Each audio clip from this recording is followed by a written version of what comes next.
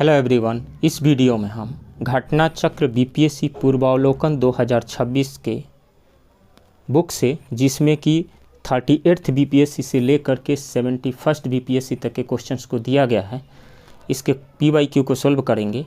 तो चलिए शुरू करते हैं। सबसे पहले हम एंशिएंट हिस्ट्री के पीवाईक्यू को सॉल्व करेंगे। ये बिल्कुल न्यू एडिशन 2026 वाली बुक है। आप यहाँ पे पेज नंबर 8 पे देख सकते हैं, वैदिक काल वाले टॉपिक में क्वेश्चन नंबर 1 में देख सकते हैं 71st बीपीएससी प्रीलिम्स 2025 का क्वेश्चन दिया हुआ है। क्वेश्चन नंबर 1, भारत में पशुपालन एवं कृषि के प्राचीनतम साक्ष्य प्राप्त हुए हैं। तो ये प्राप्त हुए हैं मेहरगढ़ से, राइट ऑप्शन डी होगा। भारतीय उपमहाद्वीप में पशुपालन एवं कृषि का प्राचीनतम साक्ष्य मेहरगढ़ पाकिस्तान से प्राप्त हुआ है। नवीनतम खोजों के आधार पर भारतीय उपमहाद्वीप में प्राचीनतम कृषि साक्ष्य वाला स्थल उत्तर प्रदेश के संत कबीरनगर जिले में स्थित लहुड़ा देव है। यहाँ से 8000 ईसा पूर्व से लगभग 7000 ईसा पूर्व तक के मध्य चावल के साक्ष्य प्राप्त हुए हैं। उल्लेखनीय है कि इस नवीनतम खोज के पूर्व भारतीय उपमहाद्वीप का प्राचीनतम कृषि साक्ष्य वाला स्थल मेहरगढ़ था। यहाँ से गेहूं के साक्ष्य मिले हैं, जबकि प्राचीनतम चावल के साक्ष्य वाला स्थल कोल्डिहवा बेलन नदी का तट प्रयागराज जनपद को माना जाता है। नेक्स्ट क्वेश्चन, निम्नलिखित में से किसको कैल्कोलिथिक युग भी कहा जाता है? ताम्रपाषाण युग को कैल्कोलिथिक युग भी कहा जाता है, राइट ऑप्शन सी होगा। ताम्रपाषाण युग को कैल्कोलिथिक युग, कैल्कोलिथिक पीरियड भी कहा जाता है। जिन संस्कृतियों में तांबे के औजारों के साथ ही पत्थर के बने हुए उपकरणों का प्रचलन मिलता है, उन्हें प्रायः ताम्रपाषाणिक संस्कृतियां कहा जाता है। नेक्स्ट क्वेश्चन, प्रथम मानव जीवाश्म भारत की किस नदी घाटी से प्राप्त हुआ था? तो नर्मदा नदी घाटी से प्राप्त हुआ था, राइट ऑप्शन सी होगा। भारत में मानव जीवाश्म का सर्वप्रथम साक्ष्य नर्मदा नदी घाटी में अवस्थित हथनौरा, सीहोर, मध्य प्रदेश नामक पूरा स्थल से प्राप्त हुआ। इसकी खोज भारतीय भूवैज्ञानिक सर्वेक्षण के जीवाश्म विज्ञानी अरुण सोनकिया द्वारा वर्ष 1982 में की गई थी। नेक्स्ट क्वेश्चन, निम्नलिखित में से किस राज्य में भीमबेटका स्थल स्थित है? मध्य प्रदेश में स्थित है, राइट ऑप्शन बी होगा। भीमबेटका पूरा स्थल पूर्व पाषाण काल से मध्य ऐतिहासिक काल तक मानव गतिविधियों का केंद्र रहा है। मध्य प्रदेश के रायसेन जिले में स्थित है।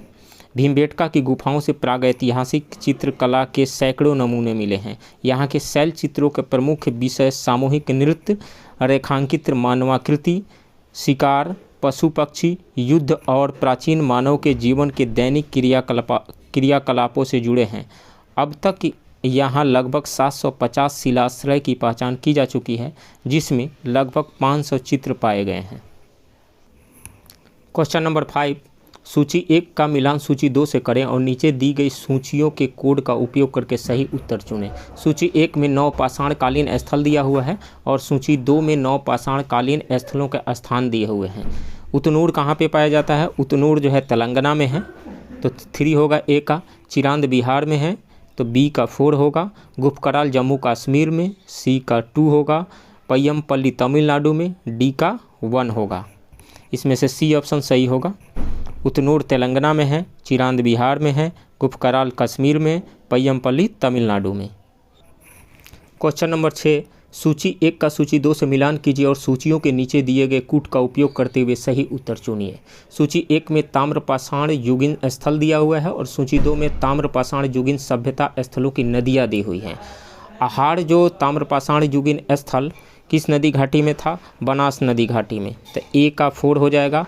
काय था काली सिंध नदी घाटी में, बी का 3 हो जाएगा।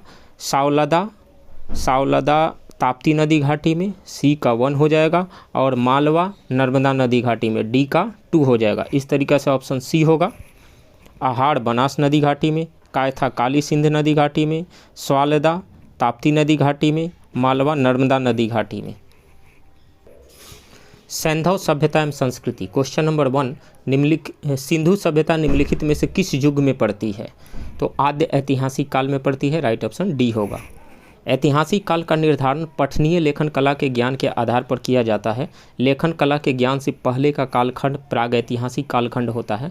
भारतीय इतिहास में लगभग 3000 ईसा पूर्व से 600 ईसा पूर्व का कालखंड आद्य ऐतिहासिक माना गया है। सैंधव सभ्यता आद्य ऐतिहासिक काल की सभ्यता है, क्योंकि यहाँ पर लेखन कला का ज्ञान तो है परंतु अभी तक इसे पढ़ा नहीं जा सका है। क्वेश्चन नंबर 2, सिंधु घाटी सभ्यता की सबसे महत्वपूर्ण विशेषता क्या है? तो इसमें सबसे महत्वपूर्ण विशेषताओं में शामिल है पक्की ईंट से बनी इमारत और कला और वास्तुकला। पूजा स्थल तो नहीं पाया गया है, तो इसमें से more than one E option सही होगा। सिंधु घाटी सभ्यता की प्रमुख विशेषता नगर नियोजन को माना जाता है। यहाँ नगर और कस्बे एक निश्चित योजना के अनुसार बसाए जाते थे।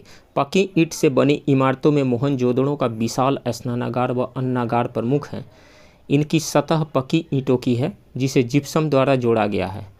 पक्की ईंटों से निर्मित इमारतें, सुनियोजित वास्तुकला, उन्नत व्यापार एवं वाणिज्य इस सभ्यता की प्रमुख विशेषताएं थी। ध्यातव्य है कि मेसोपोटामिया एवं मिस्र आदि प्राचीन सभ्यताओं की भांति हड़प्पा सभ्यता में पूजा स्थलों के स्पष्ट साक्ष्य नहीं मिलते हैं। इसी प्रकार भारत में प्रथम असली मेहराब का उदाहरण बलबन के मकबरे में दिखता है। इस प्रकार ऑप्शन ई सही होगा। नेक्स्ट क्वेश्चन, किस शहर को मिनी हड़प्पा के नाम से जाना जाता है? लोथल को जाना जाता है, राइट ऑप्शन ए होगा। लोथल प्राचीन हड़प्पा सिंधु सभ्यता के सबसे दक्षिणी शहरों में से एक है। इसे मिनी सभ्यता के नाम से भी जाना जाता है। यह आधुनिक गुजरात राज्य में स्थित है। इसका प्रारंभिक उत्खनन प्रोफेसर एस राव के निर्देशन में हुआ था। क्वेश्चन नंबर 4, निम्नलिखित में से कौन सा एक हड़प्पा का बंदरगाह है? तो लोथल हड़प्पा का बंदरगाह है, राइट ऑप्शन बी होगा। हड़प्पीय नगर लोथल गुजरात के अहमदाबाद जिले में भोगवान नदी के किनारे स्थित है। अहमदाबाद जिले में और किस नदी के किनारे? भोगवान नदी के किनारे स्थित है। यह एक हड़प्पा कालीन बंदरगाह था जहां से गोदीबड़ा के साक्ष्य प्राप्त हुए हैं। नेक्स्ट, निम्नलिखित में से कौन सा हड़प्पा कालीन स्थल गुजरात में है? तो लोथल गुजरात में है, राइट ऑप्शन ए होगा। लोथल गुजरात में, कालीबंगा राजस्थान में, डाबरकोट बलूचिस्तान पाकिस्तान में तथा राखीगढ़ी हरियाणा में स्थित है। नेक्स्ट, दुनिया की सर्वाधिक प्राचीन सभ्यता कौन सी है? तो दुनिया की सर्वाधिक प्राचीन सभ्यता मेसोपोटामिया इराक की सभ्यता है, राइट ऑप्शन डी होगा। मेसोपोटामिया इराक सभ्यता को दुनिया की सबसे प्राचीन सभ्यता माना जाता है। यह सभ्यता वर्तमान इराक और उसके आसपास के क्षेत्रों में विकसित हुई थी। इजिप्शियन सभ्यता यानी मिस्र की सभ्यता का विशाल विकास नील नदी की द्रोणी में हुआ था। यह मेसोपोटामिया सभ्यता के बाद की मानी जाती है। नेक्स्ट क्वेश्चन, निम्नलिखित में से कौन सा जानवर सिंधु घाटी सभ्यता के लोगों को नहीं पता था? तो इसमें से बी सही होगा, घोड़ा। प्रश्नगत विकल्पों में सिंधु घाटी सभ्यता के लोगों को बैल तथा हाथी की जानकारी थी, परंतु घोड़े के अस्तित्व के विषय में विद्वानों में मतभेद है। हड़प्पा के विभिन्न स्थलों से प्राप्त अस्थियां गदखुर इक्वस हेमियोनस खुर की है या पालतू घोड़े यानी इक्वस कबालस की है, यह निश्चित कर पाना कठिन है। रंगपुर, राणा, घुंडई, लोथल, सुरकोटदा, कुंतासी एवं कालीबंगा से अश्व या उसी प्रजाति की अन्य जातियों के अवशेषों के साक्ष्य प्राप्त हुए हैं। सैंडोर बोकोनेई द्वारा सुरकोटदा से प्राप्त तथा कथित अश्व अवशेषों में से 6 को लगभग 2000 ईसा पूर्व के आसपास का समय अर्थात तीसरी सहस्त्राब्दी ईसा पूर्व के अंतिम भाग के मध्य का वास्तविक अश्व अवशेष बताया गया है। वर्ष 1974 में ASI के JP जोशी तथा AK शर्मा ने यहाँ से 2100 से 1700 ईसा पूर्व के मध्य प्रत्येक स्तर पर अश्व अस्थियाँ प्राप्त होना प्रतिवेदित किया है। यद्यपि रामशरण शर्मा, रोमिला थापर, मेंडो आदि इस तथ्य को नहीं मानते हैं। इसी प्रकार ब्रिगेडियर EJ रॉस के द्वारा राणा घुंडई के प्रारंभिक हड़प्पा स्थल से जो घोड़े के दांत बताए गए हैं उसे जूनर महोदय अप्रमाणिक मानते हैं। अतः घोड़े के विषय में यही कहना समीचीन होगा कि हड़प्पा सभ्यता में इसके अस्तित्व को पूर्ण रूप से नकारा नहीं जा सकता है, यद्यपि इसका उपयोग अत्यंत सीमित रहा होगा। BPSC ने इसका उत्तर विकल्प बी को माना है, घोड़ा। क्वेश्चन नंबर 8, निम्नलिखित में से किस हड़प्पाकालीन स्थल से टेराकोटा का हल प्राप्त हुआ है? तो प्रश्नगत विकल्पों में बनावली तथा कालीबंगा नामक सिंधु घाटी स्थल से हल की खोज से संबंधित टेराकोटा की प्रतिकृति प्राप्त हुई है। तो दोनों ही हो जाएगा। इसमें से कौन कौन सा? बनावली हो जाएगा और कालीबंगा, दोनों ही। तो राइट ऑप्शन ई होगा, more than 1। Archaeological survey of India के अनुसार कालीबंगा नामक स्थल के आरंभिक चरण से जुते हुए खेत के साथ साथ टेराकोटा हल की प्राप्ति हुई है। इसके अतिरिक्त हरियाणा के फतेहाबाद जिले में अवस्थित बनावली नामक पूरा स्थल से भी टेराकोटा हल की प्राप्ति हुई है। निम्न में से किस हड़प्पन नगर में जुते हुए खेतों के निशान मिले हैं? तो कालीबंगा से मिले हैं, राइट ऑप्शन ए होगा। हरियाणा के फतेहाबाद जिले में स्थित बनावली से पक्की मिट्टी की बनी हुई हल की प्रतिकृति मिली हुई है। खंभात की खाड़ी, भोगवा नदी के किनारे के निकट स्थित लोथल से गोदीबड़ा के साक्ष्य मिले हैं। राजस्थान का हनुमानगढ़ जिले में घग्गर नदी के किनारे स्थित कालीबंगा से जुते हुए खेत के साक्ष्य मिले हैं। गुजरात के धौलावीरा से हड़प्पा लिपि के बड़े आकार के 10 चिन्हों वाला एक लकड़ी का साइन बोर्ड मिला है। किस हड़प्पा स्थल से हमें जुते हुए खेत के साक्ष्य मिलते हैं? तो राजस्थान के कालीबंगन से, राइट ऑप्शन ए होगा। निम्नलिखित में से कौन हड़प्पा और मोहनजोदड़ो के उत्खनन से संबंधित नहीं थे? तो आर.डी. बनर्जी थे, के.एन. दीक्षित थे, एम.एस. वत्स थे, बी.ए. स्मिथ नहीं थे। तो डी ऑप्शन सही होगा। वर्ष 1921 में दयाराम साहनी ने हड़प्पा का बृहद स्तर पर उत्खनन कार्य प्रारंभ कराया। वर्ष 1926-27 से वर्ष 1933-34 के मध्य माधव स्वरूप वत्स हड़प्पा के उत्खनन कार्य से संबंधित रहे। मोहनजोदड़ो की खोज सर्वप्रथम वर्ष 1922 में रखालदास बनर्जी ने की तथा इसके पुरातात्विक महत्व की ओर ध्यान आकर्षित किया। इनके अतिरिक्त कुछ अन्य विद्वान K N. Dikshit, Ernest Mackay, Aurel Stein, A N. Ghosh, J P. Joshi आदि ने भी इस सभ्यता की खोज में महत्वपूर्ण योगदान दिया। अतः स्पष्ट है कि बी.ए. स्मिथ हड़प्पा सभ्यता की खोज से संबंधित नहीं रहे, बल्कि ये इंडोलॉजिस्ट एवं इतिहासकार के रूप में प्रसिद्ध थे। क्वेश्चन नंबर 12, हड़प्पा में मिट्टी के बर्तनों पर सामान्यतः किस रंग का उपयोग हुआ था? लाल रंग का उपयोग हुआ था, राइट ऑप्शन ए होगा।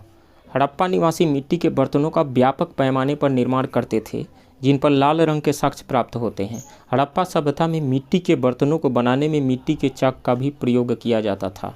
डिजाइन के आधार पर इन बर्तनों की 2 श्रेणियाँ थीं, एक तो बिना डिजाइन वाले बर्तन तथा दूसरे चित्रित मृदभांड। मृदभांडों को बनाने वाली मिट्टी में रेत का मिश्रण किया जाता था, जिनको पकाने पर यह हल्के भूरे लाल रंग का रूप ग्रहण कर लेती थी। इन मृदभांडों के ऊपरी हिस्सों में लाल रंग की पुताई कर दी जाती थी तथा निचले हिस्से में काले रंग से विभिन्न प्रकार की चित्रकारी की जाती थी। आईआईटी खड़गपुर के अध्ययन दल की रिपोर्ट के अनुसार लगातार कितने वर्षों की 9 के बराबर वर्षा का होना सिंधु घाटी सभ्यता के पतन का कारण रहा था? तो 900 वर्षों का, राइट ऑप्शन डी होगा। वर्ष 2018 में आईआईटी खड़गपुर के एक अध्ययन दल द्वारा जारी रिपोर्ट के अनुसार लगभग 900 वर्षों तक सूखे जैसी स्थिति सिंधु घाटी सभ्यता के पतन का एक कारण रही। ध्यातव्य है कि ऑरेल एस्टीन जैसे विद्वानों ने भी हड़प्पा सभ्यता के पतन हेतु जलवायु परिवर्तन को प्रमुख कारण माना है। वैदिक काल का क्वेश्चन नंबर 1, निम्नलिखित में से कौन एक ऋग्वैदिक युग से संबंधित नहीं है? ये 71st बीपीएससी प्रीलिम्स 2025 का क्वेश्चन है। इसमें से बी सही होगा, गार्गी। घोषा, अपाला और विश्वारा ये तीनों ऋग्वेद में सूक्त या मंत्रों की दृष्टा स्त्रियां हैं, अतः इन्हें ऋग्वैदिक युग से संबंधित माना जाता है। इसके विपरीत गार्गी उत्तर वैदिक उपनिषदिक युग की दार्शनिक है, न कि ऋग्वैदिक युग की, इसलिए ऑप्शन बी सही होगा, गार्गी। प्रारंभिक वैदिक काल के दौरान कौन सा शहर प्राचीन मगध साम्राज्य की राजधानी के रूप में कार्य करता था? राजगृह, राइट ऑप्शन बी होगा। प्रारंभिक वैदिक काल के दौरान राजगृह, वर्तमान राजगीर, प्राचीन मगध साम्राज्य की राजधानी के रूप में कार्य करता था। मगध का पहला राजवंश बृहदरथ वंश था। बृहदरथ का उल्लेख ऋग्वेद से प्राप्त होता है। नेक्स्ट क्वेश्चन, ऋग्वेद का कौन सा मंडल पूर्णतः सोम को समर्पित है? तो 9वां मंडल पूर्णतः सोम को समर्पित है, राइट ऑप्शन सी होगा। ऋग्वेद में कुल 10 मंडल हैं। 9वें मंडल के सभी 114 सूक्त सोम को समर्पित हैं। सोम आर्यों का मुख्य पेय था, जिसे मुजवंट चोटी से प्राप्त किया जाता था। ऋग्वेद के 10वें मंडल में चारों वर्णों की उत्पत्ति का उल्लेख प्राप्त होता है। ऋग्वेद संहिता का 9वां मंडल पूर्णतः किसको समर्पित है? तो यह सोम और इस पेय पर नामांकित देवता से संबंधित है, राइट ऑप्शन डी होगा। गायत्री मंत्र किस पुस्तक में मिलता है? तो ऋग्वेद में मिलता है, राइट ऑप्शन सी होगा। गायत्री मंत्र ऋग्वेद में उल्लिखित है, इसके रचनाकार विश्वामित्र हैं। यह मंत्र ऋग्वेद के तृतीय मंडल में वर्णित है। यह सवितृ यानी सूर्य देवता को समर्पित है। किस काल में अछूत की अवधारणा स्पष्ट रूप से उद्धृत हुई थी? तो यह धर्मशास्त्र के समय में हुई थी, राइट ऑप्शन डी होगा। धर्मशास्त्रों के समय में सूत्र काल में 4 वर्णों ब्राह्मण, क्षत्रिय, वैश्य एवं शूद्र के अतिरिक्त समाज में अन्य अनेक जातियों यथा अम्वष्ट, उग्र, निषाद, मागध, वैदेहक, रथकार आदि का आविर्भाव अनुलोम एवं प्रतिलोम विवाहों के फलस्वरूप हो गया। पाणिनि ने 2 प्रकार के शूद्रों का उल्लेख किया है, निर्वसित एवं अनिर्वसित। इनमें पहले प्रकार के शूद्र ही अस्पृश्य माने जाते थे, यानी निर्वसित। भारतीय उपमहाद्वीप में लोहे का प्रयोग कब शुरू हुआ था?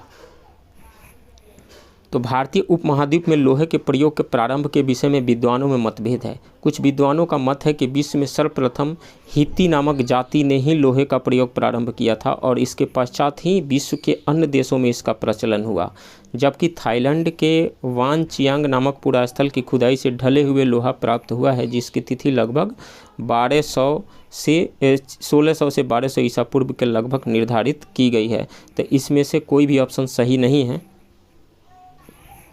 भारत में नोह, राजस्थान के दोआब क्षेत्र से लोहा कृष्ण लोहित मृत भांडों के साथ प्राप्त हुआ है, जिसकी संभावित तिथि 1400 ईसा पूर्व के लगभग है। सर्वप्रथम उत्तर वैदिक काल लगभग 1000 से 600 ईसा पूर्व के ग्रंथों में हमें इस धातु के स्पष्ट प्रमाण प्राप्त होते हैं। अथर्ववेद में लोहे का उल्लेख श्याम अयस के रूप में प्राप्त होता है, श्याम अयस। इसमें लोहे के बने हुए फाल का भी उल्लेख प्राप्त होता है।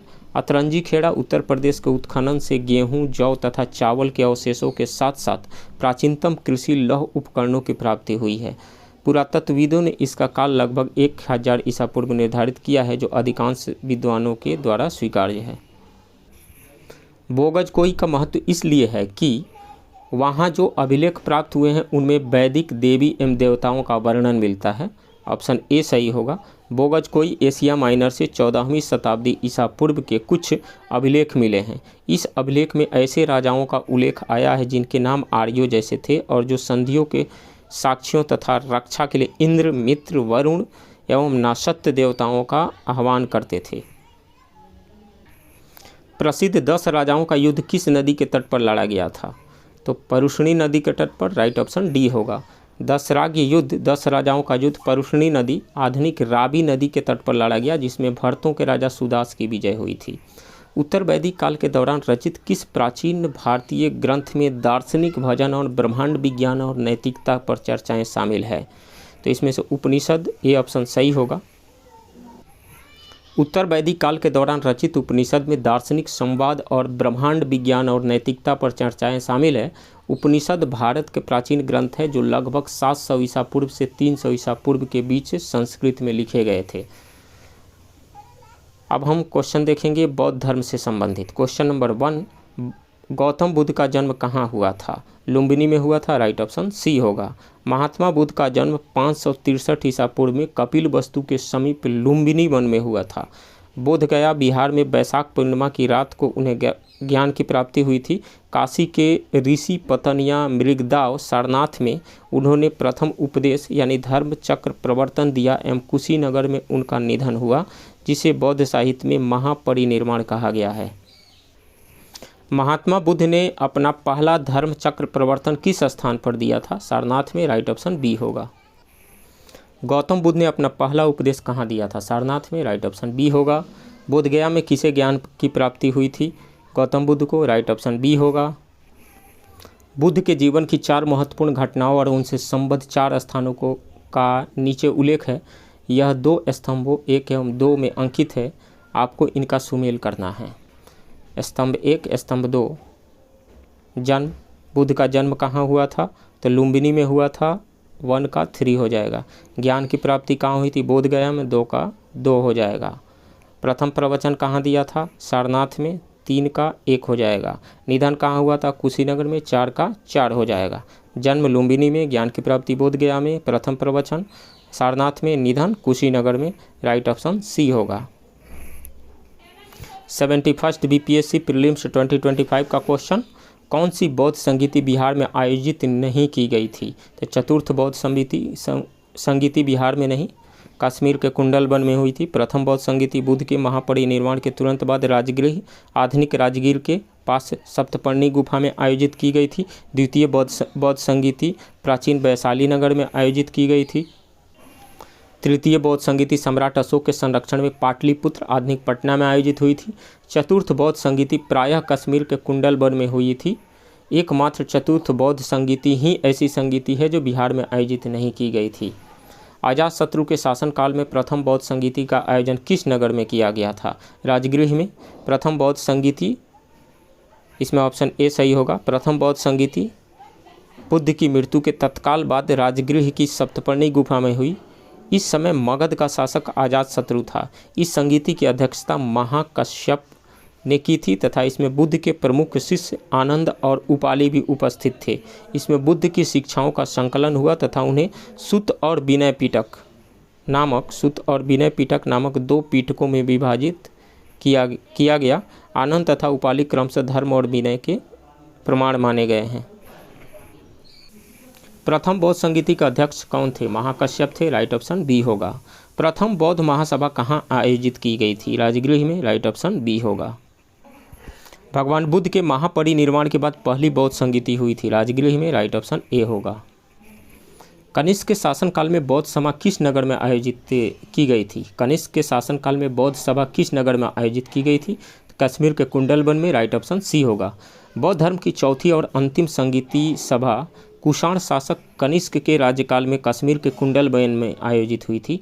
इसकी अध्यक्षता वसुमित्र ने की थी। अश्वघोष इसके उपाध्यक्ष थे। यहाँ बौद्ध ग्रंथों के कठिन अंशों पर सम्यक विचार किया गया और प्रत्येक पिटक पर भाष्य लिखे गए। कनिष्क ने इन्हें ताम्रपत्र पर खुदवा कर एक स्तूप में रखवा दिया। त्रिपिटक में लिखे गए इन्हीं भाष्यों को विभाष शास्त्र कहा जाता है।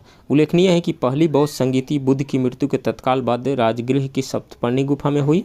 इस समय मगध का शासक अजातशत्रु था। इसकी अध्यक्षता महाकश्यप ने की थी। द्वितीय बौद्ध संगीति कालाशोक के शासनकाल में बुद्ध की मृत्यु के लगभग 100 वर्षों पश्चात वैशाली में हुई। इसके अध्यक्ष आचार्य शाबकमीर सर्वकामिनी थे। इनमें किस शासक ने चतुर्थ बौद्ध संगीति कश्मीर में आयोजित की थी? कनिष्क ने। राइट ऑप्शन सी होगा। अशोक के शासनकाल में बौद्ध सभा किस नगर में आयोजित की गई थी? पाटलिपुत्र में। राइट ऑप्शन बी होगा। सिंहली अनुश्रुतियों दीपवंश और महावंश के अनुसार अशोक के राज्यकाल में पाटलिपुत्र में मोगालीपुत्तिस्य की अध्यक्षता में तृतीय बौद्ध संगीति का आयोजन हुआ था। तृतीय बौद्ध सभा किस स्थान पर बुलाई गई थी? पाटलिपुत्र में। राइट ऑप्शन डी होगा। महात्मा बुद्ध को महापरिनिर्वाण कहाँ हुआ था? कुशीनगर में हुआ था। राइट ऑप्शन सी होगा। महात्मा बुद्ध ने अपना पहला उपदेश सारनाथ में दिया। उसके पश्चात वे बौद्ध धर्म के प्रचार के लिए कपिलवस्तु, राजगृह, वैशाली तथा कोसल राज्य गए। सबसे अधिक बौद्ध धर्म का प्रचार कोसल राज्य में हुआ। कोसल नरेश प्रसेनजीत ने भी अपने परिवार के साथ बुद्ध की शिष्यता ग्रहण की थी। अपना प्रचार करते हुए वे मल्लों की राजधानी पावा पहुँचे। यहाँ वे चुंद नामक लुहार की आम्र वाटिका में ठहरे। उसने बुद्ध को सूकर मद खाने को दिया। इससे उन्हें रक्तातिसार हो गया और भयानक पीड़ा उत्पन्न हुई। इस वेदना के बाद भी वे कुशीनारा मल्ल गणराज्य की राजधानी पहुँचे। यहीं 483 ईसा पूर्व में 80 वर्ष की अवस्था में उन्होंने शरीर त्याग दिया। बौद्ध ग्रंथ में इसे महापरिनिर्वाण कहा गया है। त्रिपिटक किसकी धार्मिक पुस्तक है? तो बौद्ध धर्म की धार्मिक पुस्तक है। राइट ऑप्शन डी होगा। त्रिपिटक बौद्ध धर्म ग्रंथों में सर्वाधिक महत्वपूर्ण है। बुद्ध की मृत्यु के बाद उनकी शिक्षाओं को संकलित कर 3 भागों में बांटा गया। इन्हीं को त्रिपिटक कहते हैं। ये हैं विनय पिटक, संघ संबंधी नियम तथा दैनिक जीवन संबंधी आचार विचारों का संग्रह है विनय पिटक। सेकंड में है सुत पिटक, महात्मा बुद्ध और उसके प्रिय शिष्यों द्वारा दिए गए उपदेशों का संग्रह है सुत पिटक में। और अभिधंग पिटक बौद्ध धर्म के दार्शनिक सिद्धांत दिए हुए हैं। निम्नलिखित में से कौन महायान बौद्ध धर्म और हीनयान बौद्ध धर्म के बीच मूलभूत अंतर का प्रतिनिधित्व करता है? तो देवी देवताओं की मूर्ति की पूजा करना। राइट ऑप्शन सी होगा।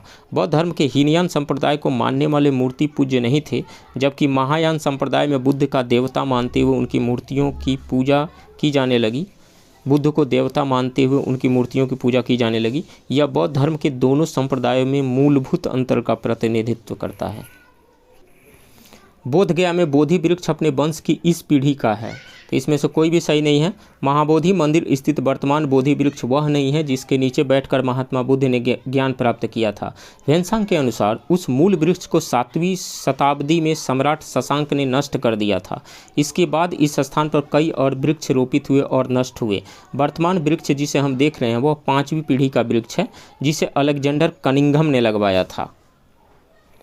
यह वृक्ष पूरी तरह संरक्षित है और केवल इससे गिरी हुई पत्तियों को ही छूने एवं उठाने का अधिकार है। एक अन्य तथ्य के अनुसार यह वृक्ष क्रमशः 2 बार सम्राट अशोक, 1 बार पुष्यमित्र शुंग, 1 बार पूर्व वर्मा तथा अंत में कनिंघम द्वारा लगाया गया था। अतः यह 6ठी पीढ़ी का वृक्ष है। तो बिहार सरकार के पर्यटन विभाग की वेबसाइट पर इसे 5वीं पीढ़ी का बताया गया है। तथ्यों में विवाद होने के कारण बिहार लोकसेवा आयोग ने इस प्रश्न को मूल्यांकन से बाहर कर दिया था। चीनी यात्री सुंगयुन ने भारत की यात्रा की थी। तो 515 ईस्वी से 520 ईस्वी के बीच में उन्होंने यात्रा की थी। राइट ऑप्शन ए होगा। चीनी यात्री सुंगयुन 518 ईस्वी में भारत आया। इसने अपने 3 वर्षों की यात्रा के उपरांत बौद्ध धर्म की प्रतियों के साथ चीन लौट गया। गौतम बुद्ध को एक देवता का स्थान किस राजा के युग में प्राप्त हुआ था? कनिष्क के युग में। राइट ऑप्शन बी होगा। कनिष्क के शासनकाल में संपन्न चतुर्थ बौद्ध संगीति में बौद्ध धर्म हीनयान एवं महायान 2 स्पष्ट एवं स्वतंत्र संप्रदायों में विभक्त हो गया। महायान शाखा में बुद्ध को देवता माना गया तथा उनकी पूजा की जाने लगी। इसी के साथ अनेक बोधिसत्वों की पूजा भी प्रारंभ हुई। वे शिक्षक जिनसे बुद्ध ने महाभिनिष्क्रमण के बाद सबसे पहले ज्ञान प्राप्ति का प्रयास किया था। अलार कलाम एवं रुद्रक रामपुत्र के पुत्र से। राइट ऑप्शन सी होगा। महाभिनिष्क्रमण के बाद ज्ञान की खोज में महात्मा बुद्ध अलार कलाम के आश्रम पहुँचे तथा उनसे दीक्षा ली। अलार कलाम के आश्रम में उन्होंने तपस्या की किंतु वे इससे संतुष्ट नहीं हुए। अलार कलाम सांख्य दर्शन के आचार्य थे तथा अपनी साधना शक्ति के लिए विख्यात थे। अतः अलार कलाम एवं रुद्रक रामपुत्र से महात्मा बुद्ध ने पहले ज्ञान प्राप्ति का प्रयास किया था। निम्नलिखित में से कौन सी बात बौद्ध धर्म तथा जैन धर्म में समान नहीं है? आत्मदमन। सही ऑप्शन इसमें से सी होगा। तप, आत्मदमन और भोग की अति का परिहार एवं मध्यम मार्ग का अनुसरण केवल बौद्ध धर्म में किया गया था, जैन धर्म में नहीं, बल्कि वेदों की प्रामाणिकता के अति अनास्था, कर्मकांडों की फलवत्ता का निषेध एवं प्राणियों की हिंसा का निषेध दोनों धर्मों में किया गया है। नालंदा विश्वविद्यालय ज्ञान का महान केंद्र था, बौद्ध धर्म का। राइट ऑप्शन ए होगा। नालंदा विश्वविद्यालय बौद्ध दर्शन के अध्ययन के लिए विश्व प्रसिद्ध था। 5वीं शताब्दी ईस्वी के मध्य गुप्तों के समय में नालंदा विश्वविद्यालय अस्तित्व में आया। सर्वप्रथम कुमारगुप्त प्रथम ने नालंदा बौद्ध विहार को दान दिया और बाद में बुद्धगुप्त, तथागत गुप्त तथा बलादित्य नामक गुप्त शासकों ने भी बिहार को दान दिया था। जैन धर्म। क्वेश्चन नंबर 1, महावीर स्वामी का जन्म कहाँ हुआ था? कुंडग्राम में हुआ था। राइट ऑप्शन ए होगा। महावीर स्वामी का जन्म कुंडग्राम या कुंडलपुर वैशाली के निकट में लगभग 599 ईसा पूर्व में हुआ था। उनकी माता त्रिशला वैशाली के लिच्छवी गणराज्य के प्रमुख चेतक की बहन थीं तथा पिता सिद्धार्थ ज्ञात्रिक क्षत्रियों के संघ के प्रधान थे। उनके बड़े भाई नंदीवर्धन थे। कुछ प्राचीन संस्करण की एनसीईआरटी की पुस्तकों में महावीर स्वामी का जन्म 540 ईसा पूर्व उद्धृत है। इसी आधार पर अनेक अन्य प्रकाशकों ने भी यही जन्मतिथि अपनी पुस्तकों में अंकित कर दिया है, जिससे भ्रम की स्थिति उत्पन्न हुई है। महावीर स्वामी की सही जन्मतिथि 599 ईसा पूर्व ही उचित है, क्योंकि महावीर स्वामी महात्मा बुद्ध के पहले के काल के हैं। महात्मा बुद्ध का जन्म 563 ईसा पूर्व है। एनसीईआरटी के नवीन संस्करणों में भी अब महावीर स्वामी का जन्म 599 ईसा पूर्व प्रकाशित हो चुका है। क्वेश्चन नंबर 2, भगवान महावीर का प्रथम शिष्य था? जमाली थे। राइट ऑप्शन ए होगा।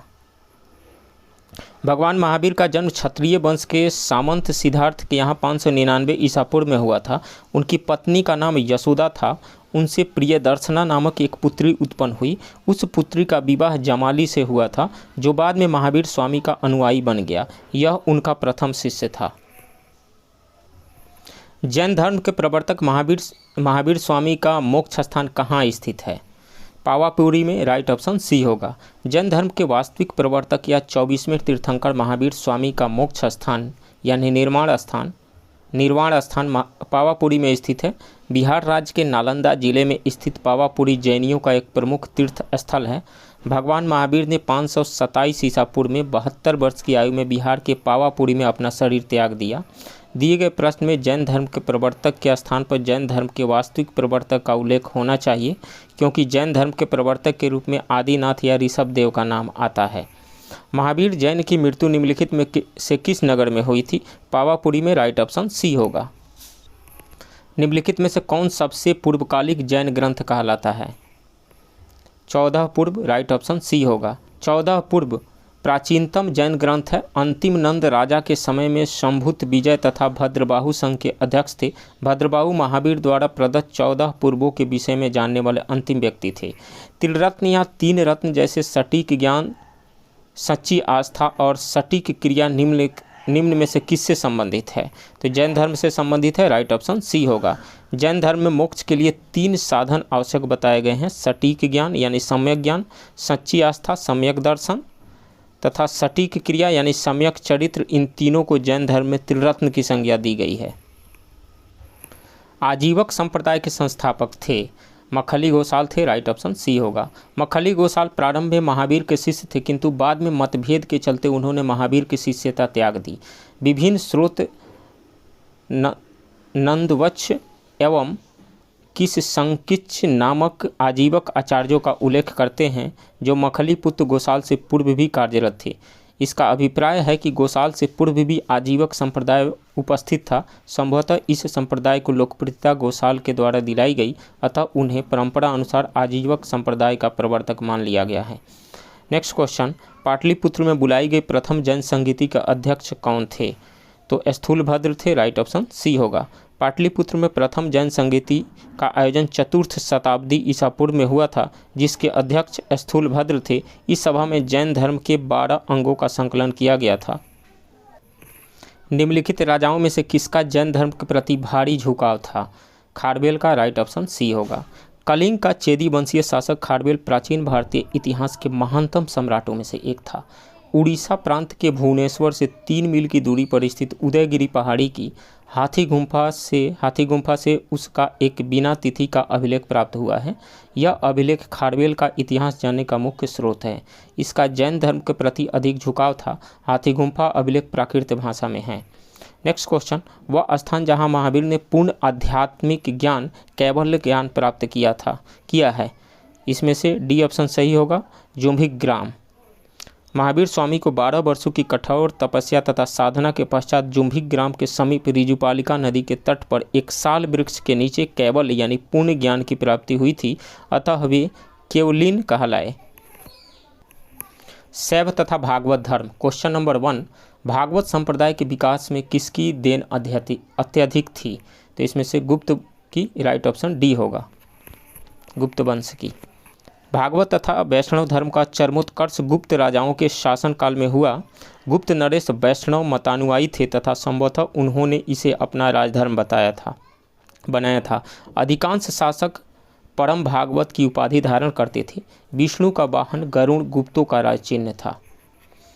नेक्स्ट क्वेश्चन, नाथपंथियों, सिद्धों और योगियों ने भक्ति धर्म को किस क्षेत्र में लोकप्रिय बनाया था? उत्तर भारत में। राइट ऑप्शन ए होगा। नाथपंथियों, सिद्धों और योगियों ने भक्ति धर्म को उत्तर भारत के क्षेत्र में लोकप्रिय बनाया था। इन्होंने साधारण तर्क वितर्क का सहारा लेकर रूढ़िवादी धर्म के कर्मकांडों तथा अन्य बनावटी पहलुओं और तत्कालीन समाज व्यवस्था की आलोचना की। उन्होंने संसार का परित्याग करने का समर्थन किया। इनके विचार से निराकार परम सत्य का चिंतन मनन और उसके साथ एक हो जाने की अनुभूति ही मोक्ष का मार्ग है। इसके लिए उन्होंने योगासन, प्राणायाम और चिंतन मनन जैसी क्रियाओं के माध्यम से मन एवं शरीर को कठोर प्रशिक्षण देने की आवश्यकता पर बल दिया। 6ठी शती ईस्वी पूर्व राजनीतिक दशा। क्वेश्चन 1, पाटलिपुत्र के संस्थापक थे? तो पाटलिपुत्र की स्थापना अजातशत्रु ने गंगा और सोन नदी के संगम पर पाटलिपुत्र में एक किला बनाकर की थी। उदयन ने मगध साम्राज्य की राजधानी राजगृह से पाटलिपुत्र स्थानांतरित की थी।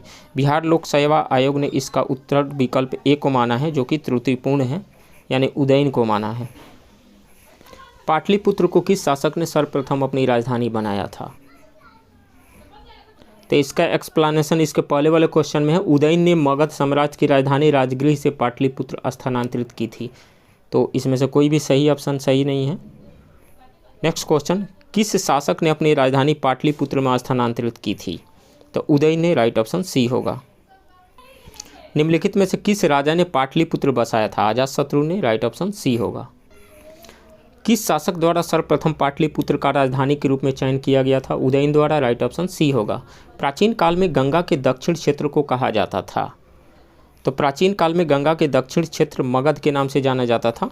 तक्षशिला सिंध और झेलम नदी के बीच स्थित था। चोल गोदावरी नदी के दक्षिण में स्थित था। अनर्त प्राचीन भारत में वैदिक कालीन एक राज्य था। तो प्राचीन काल में गंगा के दक्षिण का क्षेत्र किस नाम से जाना जाता था? मगध के नाम से जाना जाता था। तो इसमें से ई होगा, नन ऑफ द अबव। प्रथम मगध साम्राज्य का उत्कर्ष किस शताब्दी में हुआ था? तो ईसा पूर्व 6ठी शताब्दी में, राइट ऑप्शन बी होगा। प्रथम मगध साम्राज्य का वास्तविक संस्थापक राजा बिंबिसार को माना जाता है। लगभग 544 से 492 ईसा पूर्व था। वह हर्यक वंश का संस्थापक था। मगध का उत्कर्ष 6ठी शताब्दी ईसा पूर्व में हुआ था।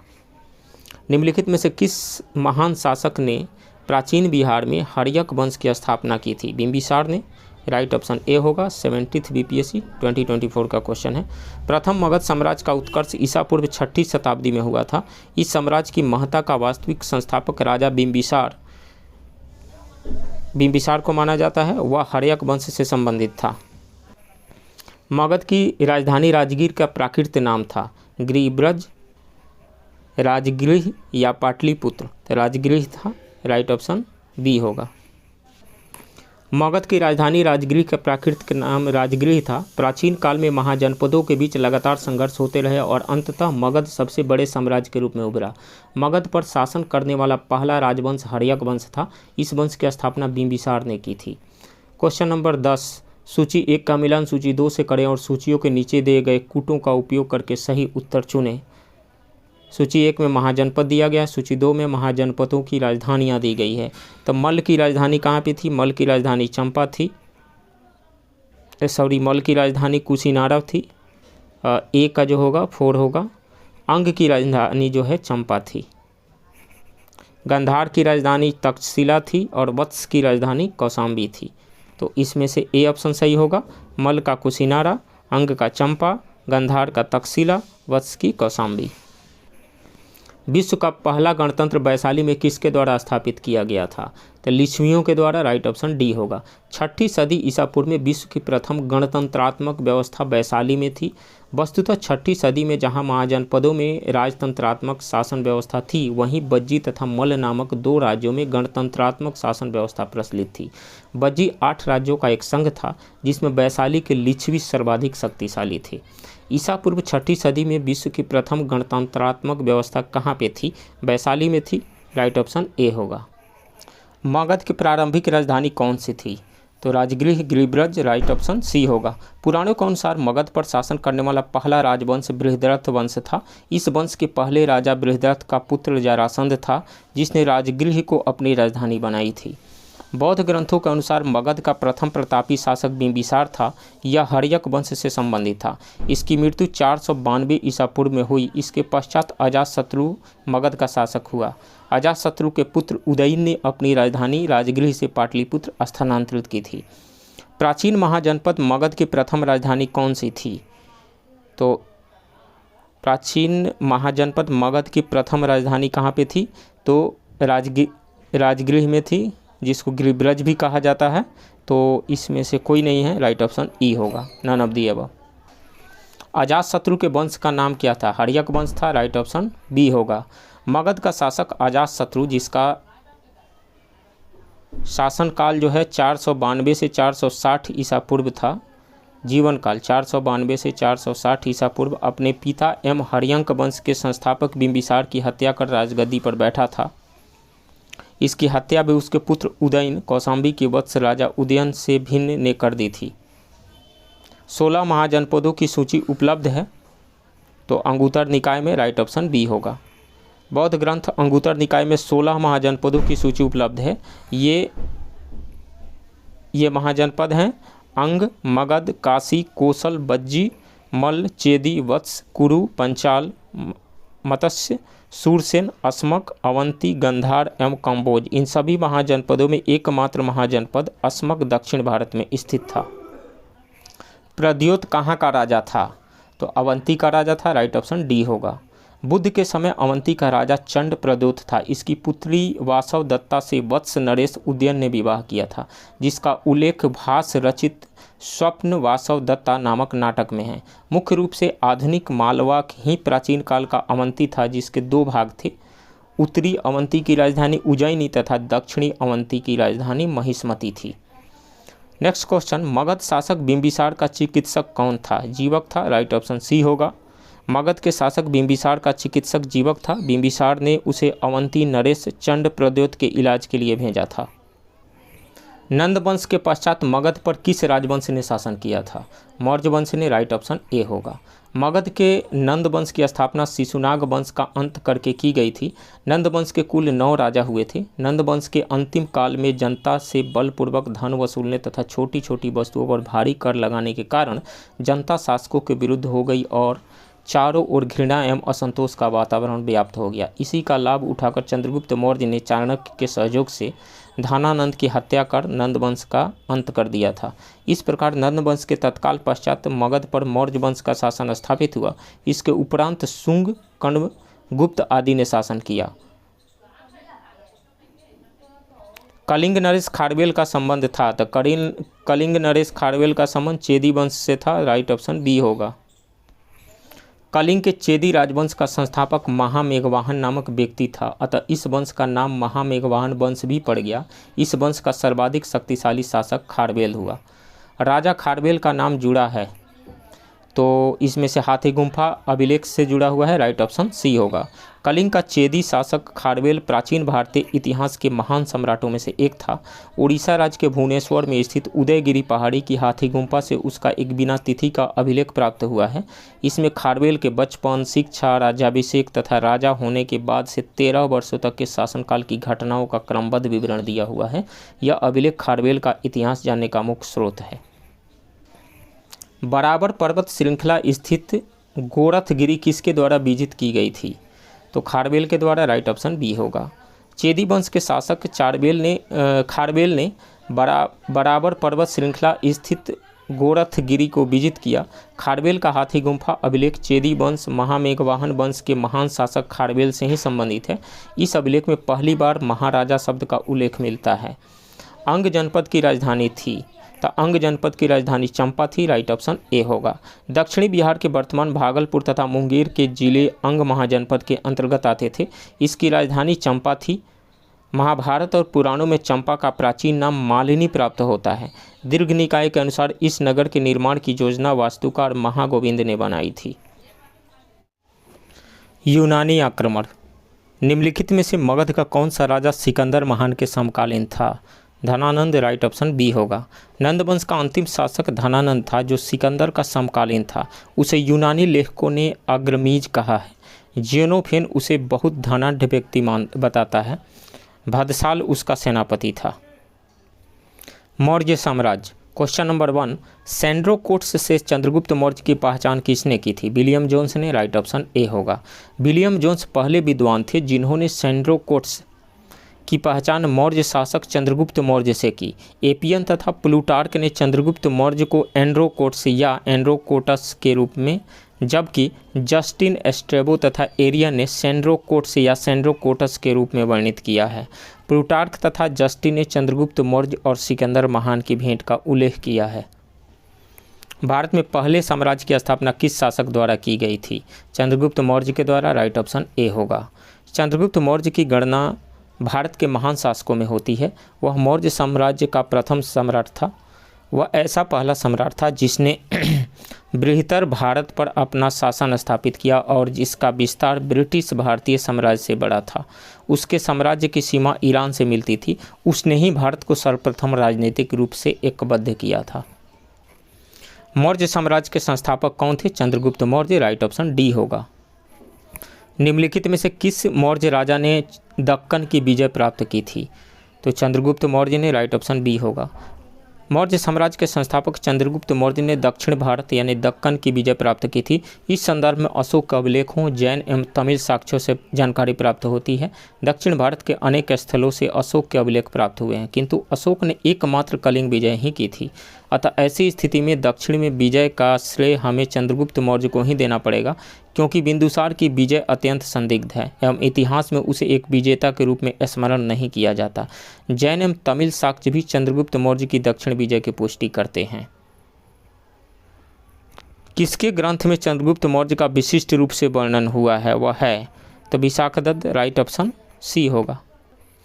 विशाखदत्त कृत मुद्रा राक्षस से चंद्रगुप्त मौर्य के विषय में विस्तृत सूचना प्राप्त होती है। इस ग्रंथ में चंद्रगुप्त को महापद्मनंद का पुत्र माना गया है। मुद्रा राक्षस में चंद्रगुप्त को वृषल तथा कुलहीन भी कहा गया है। 18वीं शताब्दी ईस्वी में धुंडीराज ने मुद्रा राक्षस पर टीका लिखी। नेक्स्ट क्वेश्चन, मेगास्थनीज दूत था सेलुकस का, राइट ऑप्शन ए होगा।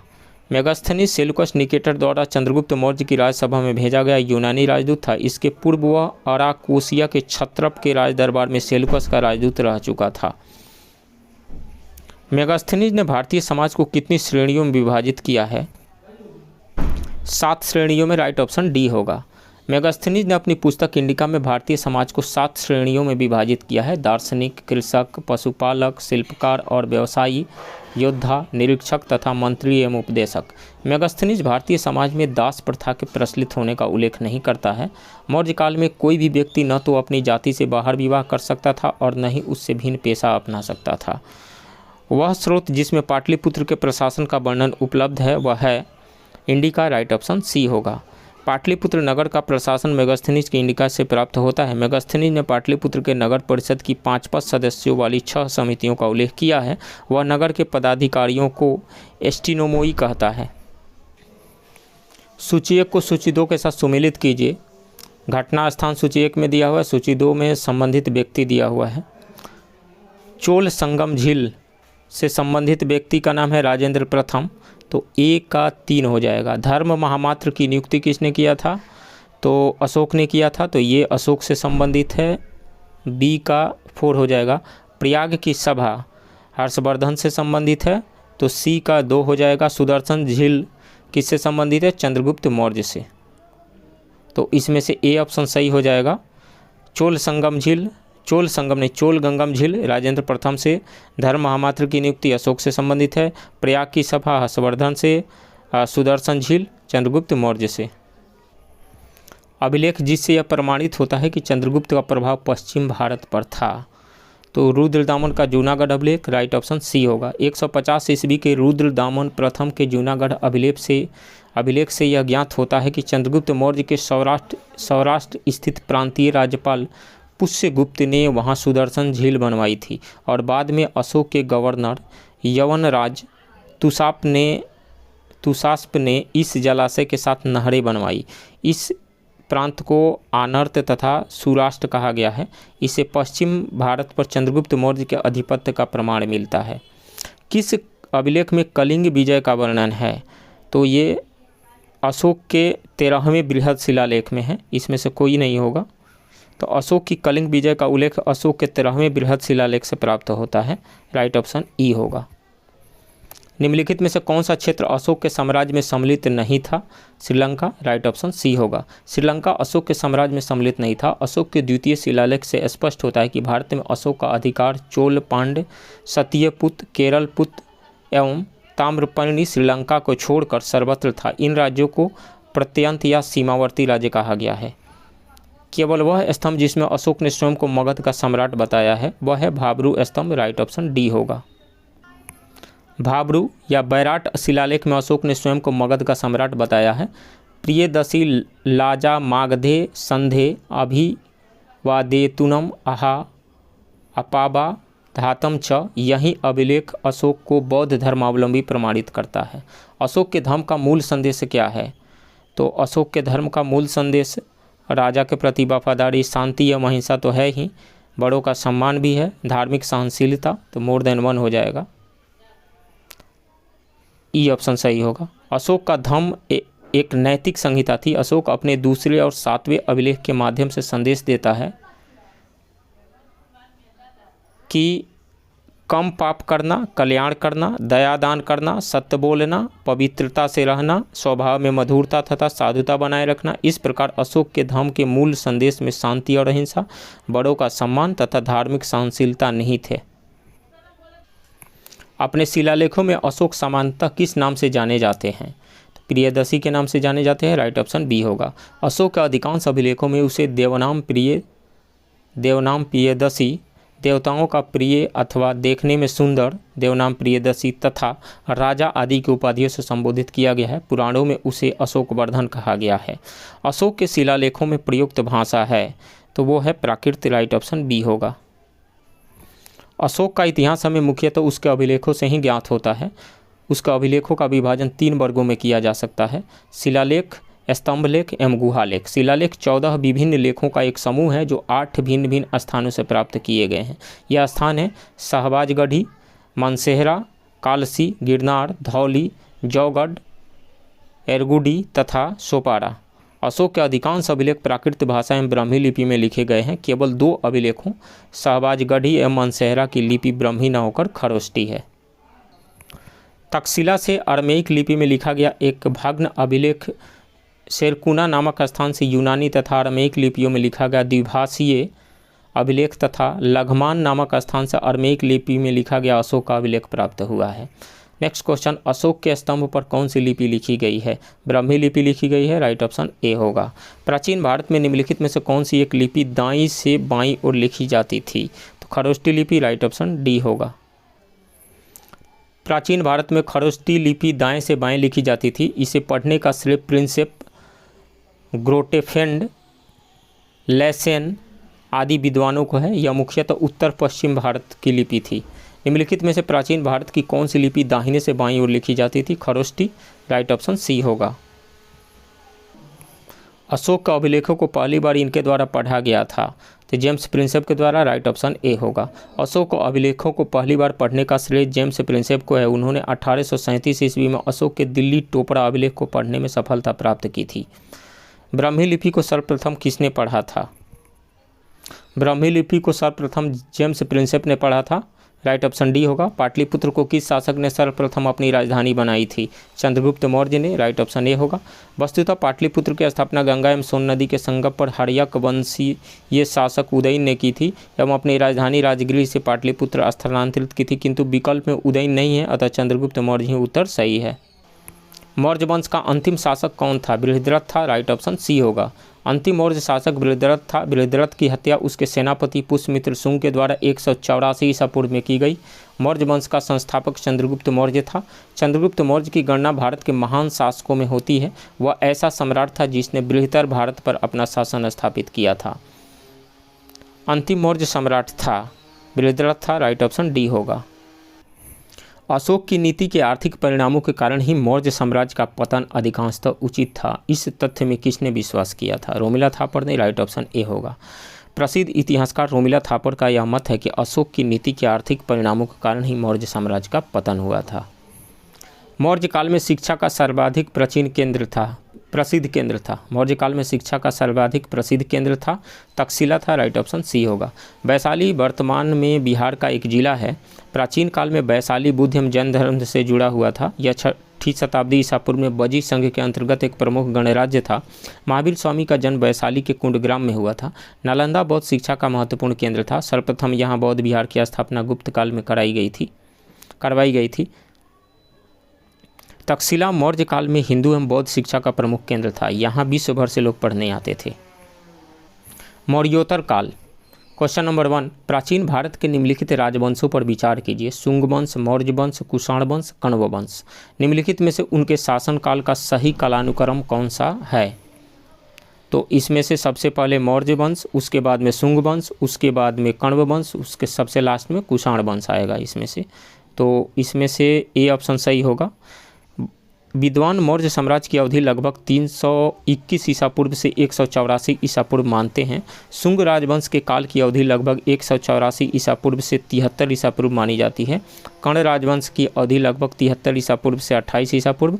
कुषाण साम्राज्य को ईस्वी की पहली से तीसरी शताब्दी के मध्य माना गया। अतः विकल्पगत प्राचीन भारत के राजवंशों का सही कालक्रम अनुसार इस प्रकार है: मौर्य वंश, शुंग वंश, उसके बाद कर्ण वंश, उसके बाद कुषाण वंश।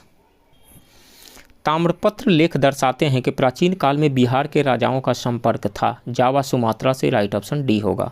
पालवंशी शासक देवपाल बौद्ध मतानुयायी था। लेखों में उसे परम सौगात कहा गया। उन्होंने जावा के शैलेंद्र वंशी शासक बालपुत्र देव के अनुरोध पर उसे नालंदा में एक बौद्ध विहार बनवाने के लिए 5 गांव दान में दिया था। सुवर्ण भूमि का वह राजा कौन था जिसने नालंदा में एक बौद्ध विहार की स्थापना की तथा उसके रख रखाव हेतु अपने दूत द्वारा देवपाल से 5 गांव दान में देने के लिए प्रार्थना की थी? तो बालपुत्र देव। राइट ऑप्शन सी होगा। नेक्स्ट क्वेश्चन, सूची 1 को सूची 2 के साथ सुमेलित कीजिए। सूची 1 में प्राचीन भारत के स्थल दिए हुए हैं। सूची 2 में वर्तमान में किस राज्य में स्थित है? तो इसमें से कर्ण सुवर्ण कहाँ पे स्थित है? तो ये है पश्चिम बंगाल में। कर्ण सुवर्ण कहाँ पे है? पश्चिम बंगाल में। प्रागज्योतिष जो है ये असम में है। गिरनार कहाँ पे है? गुजरात में है। तो सी का 2 हो जाएगा यहाँ पे। इसके बाद में प्रतिष्ठान ये महाराष्ट्र में है, तो डी का 1 हो जाएगा। तो इस तरीके से हम देखें तो बी ऑप्शन सही है। पुरातत्वीय और ऐतिहासिक विवरणों में कर्ण सुवर्ण को प्राचीन नगर बताया गया है जिसकी स्थिति वर्तमान मुर्शिदाबाद जिला पश्चिम बंगाल में मानी जाती है। प्राचीन संस्कृत साहित्य में प्रागज्योतिष और कामरूप दोनों नामों का प्रयोग प्राचीन असम एवं उसके आसपास के क्षेत्र के लिए किया गया है। गिरनार पर्वत और उससे संबंधित प्राचीन धार्मिक ऐतिहासिक स्थल आज के गुजरात राज्य में आते हैं। प्रतिष्ठान यानी पैठन गोदावरी नदी के तट पर स्थित महाराष्ट्र राज्य के छत्रपति संभाजी नगर, पूर्व नाम औरंगाबाद जिले का नगर है। किस अभिलेख में रुद्रदामन प्रथम की विभिन्न उपलब्धियां वर्णित है? तो जूनागढ़। राइट ऑप्शन ए होगा।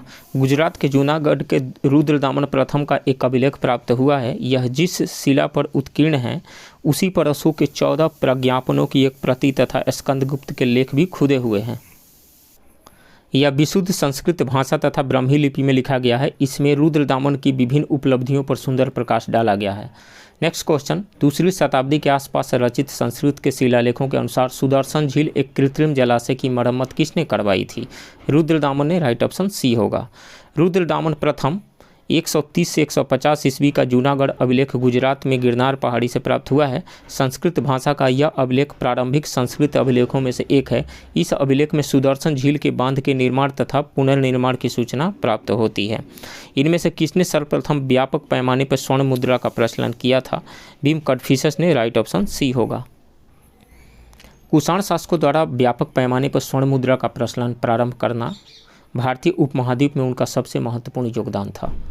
कुषाण शासक भीम कटफिशस को स्वर्ण मुद्राओं के प्रचलन का श्रेय प्राप्त है। पूर्व गुप्त काल में शीशे के सिक्कों की एक बड़ी संख्या जारी की गई थी सातवाहनों द्वारा। राइट ऑप्शन ए होगा। पूर्व गुप्त काल में शीशे के सिक्कों की एक बड़ी संख्या सातवाहन शासकों के द्वारा जारी की गई थी। ध्यातव्य है कि सातवाहन राजवंश की स्थापना सिमुक ने की थी। इनकी वास्तविक राजधानी प्रतिष्ठान या पैठन में अवस्थित थी। पुराणों में इस राजवंश को आंध्रभृत्य या आंध्र जातीय कहा गया है। शुंग वंश के बाद किस वंश ने भारत पर राज्य किया था? कण्व वंश ने किया था। राइट ऑप्शन सी होगा। शुंग वंश का अंतिम राजा देवभूति अपने अमात्य वासुदेव के षड्यंत्रों द्वारा मार डाला गया। वासुदेव ने जिस नवीन राजवंश की नींव डाली वह कण्व या कण्वायन नाम से जाना जाता था। शुंगों के समान यह भी ब्राह्मण वंश था। गुप्त एवं गुप्तोत्तर काल। क्वेश्चन नंबर 1, किस गुप्त शासक ने अपने बड़े भाई की हत्या कर सत्ता प्राप्त की थी? तो चंद्रगुप्त द्वितीय ने। राइट ऑप्शन सी होगा। समुद्रगुप्त के पश्चात उसका बेटा रामगुप्त शासक बना, लेकिन शकों के आक्रमण का सक्षम विरोध न करने के कारण उसके भाई चंद्रगुप्त द्वितीय ने रामगुप्त की हत्या कर उसकी पत्नी ध्रुव देवी से विवाह कर लिया तथा शकों के विरुद्ध विजय प्राप्त की थी। प्राचीन भारत का नेपोलियन किसे कहा जाता है? समुद्रगुप्त को। राइट ऑप्शन डी होगा। इतिहासकार विंसेंट स्मिथ ने अपनी रचना the early history of India में समुद्रगुप्त की वीरता एवं विजयों पर मुग्ध होकर उसे भारतीय नेपोलियन की संज्ञा दी है। समुद्रगुप्त की विजयों का वर्णन प्रयाग प्रशस्ति में मिलता है। इसके लेखक हरिसेन थे। गुप्त सम्राट जिसने हुणों को पराजित किया था स्कंदगुप्त ने। राइट ऑप्शन सी होगा। हुणों का पहला भारतीय आक्रमण गुप्त सम्राट स्कंदगुप्त के शासनकाल में लगभग 455 ईस्वी में हुआ तथा स्कंदगुप्त के हाथों से वे बुरी तरह परास्त हुए। यह आक्रमण एक धावा मात्र रहा और देश के ऊपर इसका कोई विशेष प्रभाव नहीं पड़ा, किंतु परोक्ष रूप से इसने गुप्त साम्राज्य के पतन की गति को तेज कर दिया। स्कंदगुप्त की मृत्यु के बाद 5वीं शताब्दी के अंत तथा 6वीं शताब्दी के प्रारंभ में उत्तर पश्चिम के कई क्षेत्रों पर हुणों ने कब्जा कर लिया था। नालंदा विश्वविद्यालय का संस्थापक कौन था? कुमारगुप्त। राइट ऑप्शन बी होगा। वेनसांग के अनुसार नालंदा विश्वविद्यालय का संस्थापक शक्रादित्य था, जिसे बौद्ध धर्म के प्रति महती श्रद्धा के कारण इसकी स्थापना करवाई थी। शक्रादित्य की पहचान गुप्त शासक कुमारगुप्त प्रथम 415 से 455 ईस्वी से की जाती है। कुमारगुप्त की प्रसिद्ध उपाधि महेंद्रादित्य थी। नालंदा एक विख्यात बौद्ध पीठ एवं विश्वविद्यालय था। यह दक्षिणी बिहार में राजगीर के निकट स्थित था। इसके ध्वंसावशेष बड़गांव ग्राम में दूर तक आज भी बिखरे पड़े हैं। 5वीं शताब्दी के मध्य गुप्त शासकों के समय में नालंदा विश्वविद्यालय अस्तित्व में आया। सर्वप्रथम कुमारगुप्त प्रथम ने नालंदा बौद्ध विहार को दान दिया और बाद में बुद्धगुप्त तथा बलादित्य नामक गुप्त शासकों ने भी इस विहार को दान में दिया। नालंदा विश्वविद्यालय की स्थापना का युग है गुप्त। राइट ऑप्शन इसमें से सी होगा। निम्नलिखित में से कौन नालंदा विश्वविद्यालय में आचार्य नहीं थे? कौटिल्य नहीं थे। राइट ऑप्शन बी होगा। कौटिल्य चौथी से 3री शताब्दी ईसा पूर्व के आचार्य तथा मौर्य सम्राट चंद्रगुप्त मौर्य तथा बिंदुसार के शासनकाल में प्रधानमंत्री एवं अर्थशास्त्र के रचयिता माने जाते हैं। परंपरा के अनुसार वे तक्षशिला से संबद्ध आचार्य थे, जबकि नालंदा महाविहार का सुनियोजित विकास गुप्त काल में हुआ था। नालंदा विश्वविद्यालय किस लिए प्रसिद्ध था? बौद्ध दर्शन के लिए। राइट ऑप्शन सी होगा। नालंदा विश्वविद्यालय बौद्ध दर्शन के अध्ययन के लिए विश्व प्रसिद्ध था। यहाँ पर अध्ययन के लिए चीनी यात्री ह्वेनसांग भारत आया था। नेक्स्ट क्वेश्चन कथने में दिया हुआ है 12वीं शताब्दी के अंत तक नालंदा महाविहार का पतन हो गया। कारण दिया हुआ है महाविहार को राजकीय प्रश्रय मिलना बंद हो गया था। तो इसमें से दोनों ही सही है, परंतु रीजन जो है असर्शन को सही से व्याख्या नहीं कर रहा है। तो इसमें से बी ऑप्शन सही होगा। नालंदा में एक विख्यात बौद्ध पीठ एवं विश्वविद्यालय था। यह दक्षिणी बिहार में राजगीर के निकट स्थित था। 5वीं सदी के मध्य गुप्त शासकों के समय में नालंदा स्थित विश्वविद्यालय अस्तित्व में आया। 12वीं सदी के अंतिम दशक में मुस्लिम आक्रमण के फलस्वरूप इस महाविहार का पतन हो गया। बंगाल के पाल शासकों द्वारा विक्रमशिला विश्वविद्यालय को संरक्षण देने के फलस्वरूप नालंदा का महत्व घटने लगा था। निम्नलिखित कथनों पर विचार कीजिए। फाहियान एक चीनी यात्री था जो हर्ष के शासनकाल में के दौरान भारत आया था। तो इसमें से हर्ष के शासनकाल में नहीं आया था, चंद्रगुप्त द्वितीय के शासनकाल में आया था। ह्वेनसांग एक चीनी बौद्ध भिक्षु थे जिन्होंने चंद्रगुप्त द्वितीय के शासनकाल के दौरान भारत का दौरा किया था। तो ये आपस में एक्सचेंज हो गया था, एक्सचेंज हो गया है। ह्वेनसांग जो है वो हर्ष के शासनकाल में आए थे, जबकि फाहियान चंद्रगुप्त द्वितीय के शासनकाल में आए थे। तो ये दोनों ही स्टेटमेंट गलत है। तो इसमें से डी ऑप्शन होगा। फाहियान एक चीनी यात्री था जो चंद्रगुप्त द्वितीय के शासनकाल के दौरान भारत का दौरा किया था। उसने यहाँ के लोगों के जीवन का विस्तृत विवरण लिखा। उसने अपने विवरण में राजा के नाम का उल्लेख नहीं किया। चीनी यात्री ह्वेनसांग ने सम्राट हर्ष के शासनकाल के दौरान भारत का दौरा किया था। इसने हर्ष द्वारा नालंदा में निर्मित कई मंजिलों वाले कांस्य मठ का वर्णन किया है। उसने अपने विवरण में उल्लेख किया है कि हर्ष के काल में शूद्र कृषि करते थे। उसने अपने वृत्तांत में प्रयागराज में आयोजित सम्मेलन का भी उल्लेख किया है। प्रसिद्ध चीनी यात्री फाहियान ने किसके शासनकाल में भारत की यात्रा की थी? चंद्रगुप्त द्वितीय के। राइट ऑप्शन बी होगा। चीनी यात्री सुंगयुन ने भारत की यात्रा की थी। तो भारत की यात्रा सुंगयुन ने की थी 518 ईस्वी से 521 ईस्वी के बीच में। तो इसमें से कोई भी ऑप्शन सही नहीं है। 518 से 515 दिया हुआ है। इसने अपनी 3 वर्षों की यात्रा के उपरांत बौद्ध ग्रंथों की प्रतियां एकत्रित कर वह चीन लौट गया था। तो इसमें से कोई भी ऑप्शन सही नहीं है। ई ऑप्शन होगा। नगरों का क्रमिक पतन किस काल की एक महत्वपूर्ण विशेषता थी? गुप्त काल की। राइट ऑप्शन ए होगा। गुप्त काल में नगर क्रमिक पतन की ओर अग्रसर हुए। संपूर्ण गंगा घाटी में जो शहर पहले अत्यंत समृद्ध अवस्था में थे, उनमें से अधिकांश को गुप्त युग में या तो त्याग दिया गया या वहां के आवासन में पर्याप्त विघटन हुआ। पाटलिपुत्र जैसा महत्वपूर्ण नगर ह्वेनसांग के आगमन तक गांव बन गया। मथुरा जैसा महत्वपूर्ण नगर एवं कुम्हरार, सोनपुर, सोहगौरा और उत्तर प्रदेश में गंगा घाटी के अनेक महत्वपूर्ण केंद्र ह्रास के ही प्रमाण प्रस्तुत करते हैं। निम्नलिखित में से कौन सा बंदरगाह गुप्त काल में उत्तर भारतीय व्यापार के लिए उपयोग किया जाता था? तो इसमें से गुप्त काल में बंगाल में ताम्रलिप्ति एक प्रमुख बंदरगाह था, जहां से उत्तर भारत के साथ दक्षिण पूर्व एशिया, चीन, श्रीलंका, जावा, सुमात्रा आदि देशों के साथ व्यापार होता था। पश्चिम भारत का प्रमुख बंदरगाह भृगु कच्छ यानी भड़ौस था, जहां से पश्चिमी देशों के साथ समुद्री व्यापार होता था। इसके अलावा कल्याण तथा कैम्बेज से भी उत्तर भारतीय व्यापार होता था। तो इसमें से एक से अधिक होगा ई। किस शासक वंश ने मंदिरों एवं ब्राह्मणों को सबसे अधिक ग्राम अनुदान में दिया था? गुप्त वंश ने। राइट ऑप्शन ए होगा। गुप्त वंश के शासकों ने मंदिरों एवं ब्राह्मणों को सबसे अधिक ग्राम अनुदान में दिए थे। गुप्त लेखों में जिन भूमिदानों का उल्लेख किया गया है, उससे यह स्पष्ट होता है कि भूमिदान के साथ साथ गाँव की भूमि से उत्पन्न होने वाली आय भी ग्राहिता को सौंप दी जाती थी। नेक्स्ट क्वेश्चन, गुप्त युग में भूमि राजस्व की दर क्या थी? तो उपज का छठा भाग था। राइट ऑप्शन बी होगा। गुप्त काल में जो लोग राजकीय भूमि पर कृषि करते थे, उन्हें अपनी उपज का एक भाग, उपज का छठा भाग राजा को कर के रूप में देना पड़ता था, जो साष्टांग होता था। गुप्त अभिलेखों में भूमि कर को भाग कर अथवा उद्रंग कहा जाता था। धर्मशास्त्रों में भू राजस्व की दर क्या है? तो ये 1/6। राइट ऑप्शन सी होगा। प्रायः सभी धर्मशास्त्रों में भू राजस्व की दर 1/6 उपज का छठा भाग थी। किस प्रकार की भूमि को अपृहत कहा जाता था? तो ये बिना जोती हुई जंगली भूमि को। राइट ऑप्शन ए होगा। बिना जोती हुई भूमि, वह भूमि जिस पर खेती न की गई हो, को अपृहत भूमि कहा जाता था। यह गुप्तकालीन राजस्व व्यवस्था का एक पद टर्म है। अमरकोश के अनुसार भूमि के प्रकारों पर विचार कीजिए। उर्वरा उपजाऊ भूमि को कहा जाता था। मरु रेगिस्तान भूमि को कहा जाता था। सादबला घास की भूमि को कहा जाता था। इसमें से डी सही होगा, उपरोक्त में से एक से अधिक। चंद्रगुप्त द्वितीय विक्रमादित्य के नवरत्नों में से एक अमर सिंह ने अमरकोश नामक ग्रंथ की रचना की थी। अमरकोश में भूमि के 12 प्रकारों की भूमियों की सूचना दी गई है, जिसमें शामिल है उर्वर उपजाऊ भूमि, मरु मरुस्थलीय भूमि, ऊसर बंजर भूमि, अपृहत परती भूमि, साद्वल या सादबला घास वाली भूमि, पंखिल यानी कीचड़ वाली भूमि, जल प्रायानुपम नमी युक्त भूमि, कच्छ यानी दलदली भूमि, सरकरा यानी चूना पत्थर कंकड़ युक्त भूमि, सरकरावती बलुसाही भूमि, नदीमातृक नदी द्वारा सिंचित भूमि तथा देवमातृक वर्षा द्वारा सिंचित। प्रसिद्ध इलाहाबाद प्रशस्ति का लेखक कौन था? तो ये हरिशेन था। राइट ऑप्शन बी होगा।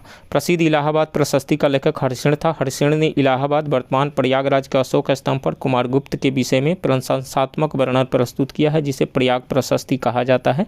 इसी प्रशस्ति में हरिशेन ने स्वयं को संधि विग्रहिक, कुमारामात्य और दंडनायक बताया है, जिसका तात्पर्य है कि गुप्त काल में एक व्यक्ति एक से अधिक पदों पर नियुक्त हो सकता था। निम्नलिखित में से किस वंश के शासकों को पुराणों में श्री पर्वतीय कहा गया है? तो इक्ष्वाकु वंश को। राइट ऑप्शन बी होगा। इक्ष्वाकु वंश के शासकों को पुराणों में श्री पर्वतीय, श्री पर्वत क्षेत्र का शासक तथा आंध्रभृत आंध्रों का नौकर कहा गया है। पहले वे सातवाहनों के सामंत थे, किंतु उनके पतन के बाद उन्होंने अपनी स्वतंत्रता घोषित कर दी। इस वंश का संस्थापक श्री शांतमूल था। राजा प्रवरसेन के बारे में निम्नलिखित कथनों पर विचार कीजिए। वह वाकाटक वंश का वास्तविक संस्थापक था। उनका साम्राज्य उत्तर में बुंदेलखंड से लेकर दक्षिण में हैदराबाद तक था।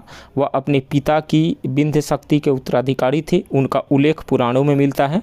देखते हैं इसका एक्सप्लेनेशन। वाकाटक राजवंश प्राचीन भारतीय राजवंश है, जिसने भारत के मध्य भाग और दक्षिण में 3वीं शताब्दी ईस्वी से लेकर के 5वीं शताब्दी के अंत यानी 6ठी शताब्दी की शुरुआत तक शासन किया। इस वंश का संस्थापक विंध्य शक्ति वन था, जिसका उत्तराधिकारी प्रवरसेन वन था, जिसे वाकाटक वंश का वास्तविक संस्थापक भी कहा जाता है। प्रवर सेन वन के समय में ही वाकाटक वंश की सीमाएं उत्तर में विंध्य क्षेत्र, वर्तमान बुंदेलखंड क्षेत्र में शामिल से लेकर दक्षिण में दक्कन, वर्तमान हैदराबाद भी उसके प्रभाव क्षेत्र में शामिल के क्षेत्र तक विस्तृत हो गई। वाकाटक नरेशों में सर्वप्रथम इसने ही सम्राट की उपाधि धारण की तथा 4 अश्वमेध यज्ञों और वैदिक अनुष्ठानों को संपन्न किया। पुराणों में उसे प्रवीर कहा गया, अतः चारों विकल्प सही है। नेक्स्ट क्वेश्चन, हूण राजा तोरमाड़ किस औलिकर राजा द्वारा पराजित किया गया था? तो प्रकाश वर्धन के द्वारा, राइट ऑप्शन बी होगा। हूण राजा तोरमाड़ औलिकर राजा प्रकाश वर्धन द्वारा पराजित किया गया था। स्कंदगुप्त की मृत्यु के बाद हूणों ने गंगा घाटी पर पुनः आक्रमण किया। इस दूसरे हूण आक्रमण का नेता तोरमाड़ था। मध्य भारत के एरण नामक स्थान से बराह प्रतिमा पर खुदा हुआ उसका लेख मिला है। कौशाम्बी से तोरमाड़ की 2 मुहरें मिली है। तोरमाड़ ने अपने पुत्र मिहिर कुल को अपना उत्तराधिकारी नियुक्त किया था। वर्धन वंश की स्थापना किसने किया था? तो पुष्पभूति ने किया था, राइट ऑप्शन ए होगा। बाणभट्ट की रचना हर्ष चरित्र के अनुसार वर्धन वंश की स्थापना पुष्पभूति नामक व्यक्ति ने थानेश्वर में की थी। हर्षवर्धन इस वंश का सबसे महान शासक था। कवि बाण निवासी था। तो ये बाणभट्ट के जन्म स्थान को लेकर विद्वानों के मध्य काफ़ी मतभेद देखने को मिलता है। कुछ विद्वानों के अनुसार उनका जन्म बिहार में सोन नदी के किनारे अवस्थित प्रीतिकूटा नामक गांव में हुआ था। इसमें से कोई भी नहीं होगा, राइट ऑप्शन डी। हर्षवर्धन के शासनकाल में किस चीनी यात्री ने भारत की यात्रा की थी?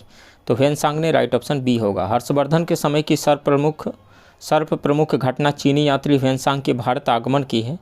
उसकी उत्कंठ अभिलाषा महात्मा बुद्ध के चरण चिन्हों द्वारा पवित्र किए गए स्थानों को देखने एवं पवित्र बौद्ध ग्रंथों का अध्ययन करने की थी, जो इन दिनों भारत में सुलभ थे। इस उद्देश्य की पूर्ति हेतु उसने तांग शासकों की राजधानी चांगआन से भारतवर्ष के लिए 629 ईस्वी में प्रस्थान किया। अपनी भारत यात्रा के ऊपर उसने एक ग्रंथ लिखा जिसे सियुकी कहा जाता है। चीनी यात्री ह्वेनसांग ने किस विश्वविद्यालय में अध्ययन किया था? तो नालंदा में, राइट ऑप्शन डी होगा। 637 ईस्वी में ह्वेनसांग नालंदा विश्वविद्यालय गया। इस समय यहाँ के कुलपति आचार्य शिलभद्र थे। लगभग 15 माह 1.25 वर्ष तक नालंदा में निवास कर उसने आचार्य शिलभद्र योग शास्त्र का अध्ययन किया। इसके बाद वह बंगाल, उड़ीसा, धानकटक होता हुआ कांची पहुंचा। अपनी यात्रा के दूसरे दौर में ह्वेनसांग पुनः 642 ईस्वी नालंदा आया। इस प्रकार ह्वेनसांग की नालंदा में निवास कुल अवधि दोनों यात्राओं को मिलाकर लगभग 2 वर्ष थी। ह्वेनसांग की भारत यात्रा के समय सूती वस्त्रों के उत्पादन के लिए प्रसिद्ध नगर था। तो मथुरा था, राइट ऑप्शन बी होगा। चीनी यात्री ह्वेनसांग हर्षवर्धन के समय में भारत आया था। इसके अनुसार मथुरा उस समय सूती वस्त्रों के लिए प्रसिद्ध था, जबकि वाराणसी रेशमी वस्त्रों के लिए प्रसिद्ध था। ह्वेनसांग बताता है कि थानेश्वर की समृद्धि का प्रधान कारण वहाँ का व्यापार ही था। बाण ने थानेश्वर नगरी को अतिथियों के लिए चिंतामणि भूमि तथा व्यापारियों के लिए लाल भूमि बताया है। यहाँ के निवासी अधिकांशतः व्यापारी थे जो विभिन्न वस्तुओं का व्यापार करते थे। उज्जैनी तथा कनौज भी इस काल में आर्थिक दृष्टि से अत्यंत समृद्ध थे। निम्नलिखित में से किस शासक ने हर्ष के समय असम पर शासन किया था? तो भास्कर वर्मन ने किया था, राइट ऑप्शन बी होगा। प्रसंगत विकल्पों में हर्ष के समय पर भास्कर वर्मन ने असम पर शासन किया था। भास्कर वर्मन कामरूप असम में वर्मन राजवंश का शासक था। मुकुंद माधव शर्मा की पुस्तक इंस्क्रिप्शन ऑफ एंशिएंट असम और असम गेजेटियर के अनुसार भास्कर वर्मन के उपरांत कुछ वर्षों के लिए अवंती वर्मन शासक बना, जिसे साल स्तंभ ने गद्दी से हटाकर सिंहासन हथिया लिया था। 7वीं शताब्दी ईस्वी के दौरान भारत का कौन सा शासक जो बौद्ध धर्म के संरक्षण और सांस्कृतिक गतिविधियों के समर्थन के लिए जाना जाता था? हर्षवर्धन, राइट ऑप्शन बी होगा। 7वीं शताब्दी के दौरान भारत का पुष्पभूति वंश का शासक हर्षवर्धन बौद्ध धर्म के संरक्षण और सांस्कृतिक गतिविधियों के समर्थन के लिए जाना जाता है। हर्षवर्धन ने लगभग 606 ईस्वी से 647 ईस्वी तक 41 वर्षों तक शासन किया। नेक्स्ट क्वेश्चन, गुप्त वाकाटक युग में तार्किक तर्क और बहस पर ध्यान केंद्रित करते हुए भारतीय दर्शन के किस महत्वपूर्ण स्कूल का विकास हुआ था? तो न्याय, राइट ऑप्शन सी होगा। गुप्त वाकाटक युग में तार्किक तर्क और बहस पर ध्यान केंद्रित करते हुए भारतीय दर्शन स्कूल न्याय का विकास हुआ। न्याय दर्शन के संस्थापक गौतम हैं। न्याय दर्शन के अनुसार ज्ञान वैध या अवैध हो सकता है। वैध ज्ञान को प्रमा और अवैध ज्ञान को अप्रमा कहा जाता है। इसमें किसने पहली बार यह व्याख्या की थी कि पृथ्वी के अपनी धुरी पर घूमने के कारण प्रतिदिन सूर्योदय एवं सूर्यास्त होता है? आर्यभट्ट ने। राइट ऑप्शन ए होगा। आर्यभट्ट प्रथम व्यक्ति थे जिन्होंने यह व्याख्या की थी कि पृथ्वी की अपनी धुरी पर घूमने के कारण ही प्रतिदिन सूर्योदय एवं सूर्यास्त होता है। इनमें से कौन गुप्त काल में औषधि के क्षेत्र में अपने कार्य के लिए जाने जाते थे? तो इसमें से मोर देन वन होगा। सुश्रुत को शल्य चिकित्सा का जनक कहा जाता है। यह काशी के रहने वाले थे। इनका काल लगभग 1000 ईसा पूर्व से 600 ईसा पूर्व माना जाता है, जबकि ये गुप्त काल का कहा गया है। शौनक ऋग्वेद कालीन ऋषि थे। शूद्रक गुप्तकालीन नाटककार थे। सौमिला गुप्तकालीन नाटककार थे, जिसे कालिदास ने भास और कवि पुत्र के साथ याद किया जाता है। इस प्रकार गुप्त काल में औषधि के क्षेत्र में उपयुक्त में से किसी ने कार्य नहीं किया था, तो इसमें से कोई भी नहीं होगा। यद्यपि बिहार लोक सेवा आयोग ने अपने प्रारंभिक और अंतिम उत्तर पत्रक दोनों में ही इसका सही उत्तर ए माना है, चूँकि गुप्त काल का प्रारंभ 275 AD से प्रारंभ होता है श्रीगुप्त से, जो सुश्रुत के मान्य काल 1000 BC से 600 BC से करीब 1000 वर्ष बाद का है। इसलिए सुश्रुत को गुप्त काल के समकालीन मानना औचित्यपूर्ण नहीं है, तो इसमें से ई होगा, कोई भी नहीं। प्राचीन भारत में स्थापत्य कला। बराबर की गुफाओं का उपयोग किसने आश्रय गृह के रूप में किया था? आजीविकों ने। राइट ऑप्शन ए होगा। मौर्य युग में पहाड़ियों को काटकर निवास स्थान बनाने की कला का विकास हुआ। अशोक तथा उसके पौत्र दशरथ के समय में बराबर तथा नागार्जुनी पहाड़ियों को काटकर आजीविकों के लिए आवास बनाए गए थे। अशोक के समय बराबर पहाड़ी की गुफाओं में सुदामा की गुफा, कर्ण चौपड़ आदि गुफा प्रमुख है। भारतीय कला में स्तूप, चैत्य और विहार का निर्माण निम्नलिखित में से किससे संबंधित है? तो बौद्ध धर्म से संबंधित है। राइट ऑप्शन सी होगा। भारतीय वास्तुकला में स्तूप, चैत्य और विहार बौद्ध स्थापत्य के प्रमुख तत्व हैं। स्तूप एक गोलाकार समाधि स्थल है जिसे मुख्यतः महात्मा बुद्ध और उनके प्रिय शिष्यों के शारीरिक अवशेषों को रखा गया है। स्तूप पूजा स्थल है किंतु उसमें पूजा कक्ष नहीं होते। चैत्य प्रार्थना कक्ष होते हैं जिसमें पूजा के लिए एक कक्ष और एक स्तूप होता है। इसी कक्ष में बैठकर बौद्ध भिक्षु पूजा अर्चना करते हैं। विहार बौद्ध भिक्षुओं का निवास स्थान होता है जिसका उपयोग बौद्ध भिक्षु अध्ययन, आराम और ध्यान के लिए किया करते थे। खजुराहो मंदिर स्थापत्य के निर्माण में सहयोगी थे। चंदेल। राइट ऑप्शन ए होगा। मध्य प्रदेश के छतरपुर जिले में स्थित खजुराहो में चंदेल राजाओं द्वारा निर्मित मंदिर आज भी चंदेल स्थापत्य की उत्कृष्टता का बखान कर रहे हैं। इन मंदिरों का निर्माण मुख्यतः 10वीं से 11वीं शताब्दी के मध्य 950 से 1050 ईस्वी चंदेलों का मुख्य काल, लेकिन पूर्ववर्ती एवं परवर्ती काल में भी निर्माण हुए के बीच कराया गया था। यहाँ के मंदिरों में कंदड़िया महादेव मंदिर सर्वप्रमुख है। कला की गांधार शैली निम्न में से फली फूली? तो कुषाणों के समय में। राइट ऑप्शन ए होगा। कला की गांधार शैली का विकास प्रमुख रूप से कुषाणों के समय हुआ। इस कला के अंतर्गत बुद्ध की प्रतिमाओं का व्यापक रूप से निर्माण किया गया। बुद्ध की प्राचीनतम प्रतिमा किस शैली से प्राप्त होती है? तो गांधार शैली में प्राप्त होती है। राइट ऑप्शन ए होगा। कुषाण काल में ही गांधार एवं मथुरा कला शैली के तहत बुद्ध एवं बोधिसत्वों की बहुसंख्यक मूर्तियों का बैठी एवं खड़ी स्थिति में निर्माण हुआ। BS अग्रवाल के मतानुसार सर्वप्रथम मथुरा में ही बुद्ध मूर्तियों का निर्माण किया गया, जहां इनके लिए पर्याप्त आधार था। वैनसांग के विवरण के अनुसार बुद्ध की प्रथम प्रतिमा कौशाम्बी में बनी थी, परंतु अनेक विद्वान महात्मा बुद्ध की प्रथम प्रतिमा के निर्माण का श्रेय गांधार कला को देते हैं। बिहार लोक सेवा आयोग द्वारा जारी अपने अंतिम उत्तर पत्रक में विकल्प ए को ही सही विकल्प के रूप में स्वीकार किया गया है।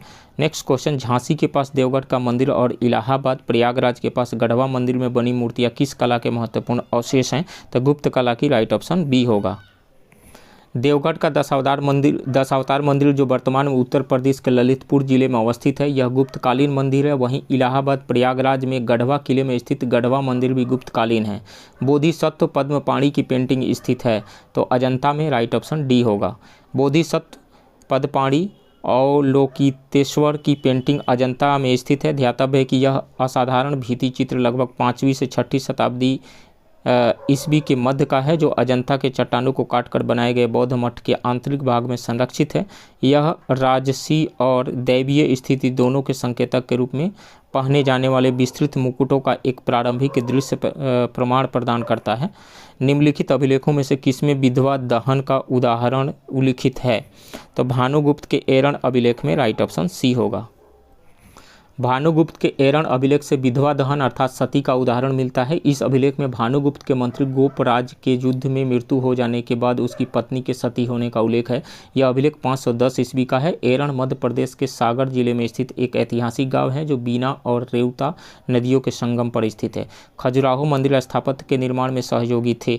चंदेल सहयोगी थे। राइट ऑप्शन ए होगा। खजुराहो का अधिकांश मंदिर चंदेल राजाओं के समय 950 से 1050 ईस्वी यह चंदेलों का मुख्य काल है, किंतु इसके पूर्ववर्ती और परवर्ती काल में भी मंदिरों का निर्माण हुआ के बीच बनाए गए। यहाँ के मंदिरों में कंदरिया महादेव का मंदिर सर्वोत्तम है। खजुराहो मध्य प्रदेश के छतरपुर जिले में स्थित है।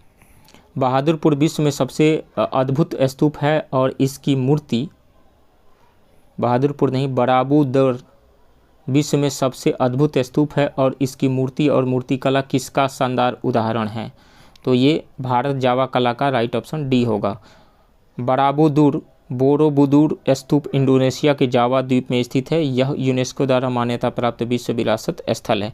चीनी स्रोत के अनुसार श्रीलंका के शासक मेघवर्मन ने गया में बौद्ध मंदिर बनाने की अनुमति के लिए निम्नलिखित में से किस गुप्त राजा के पास एक मिशनरी भेजा था?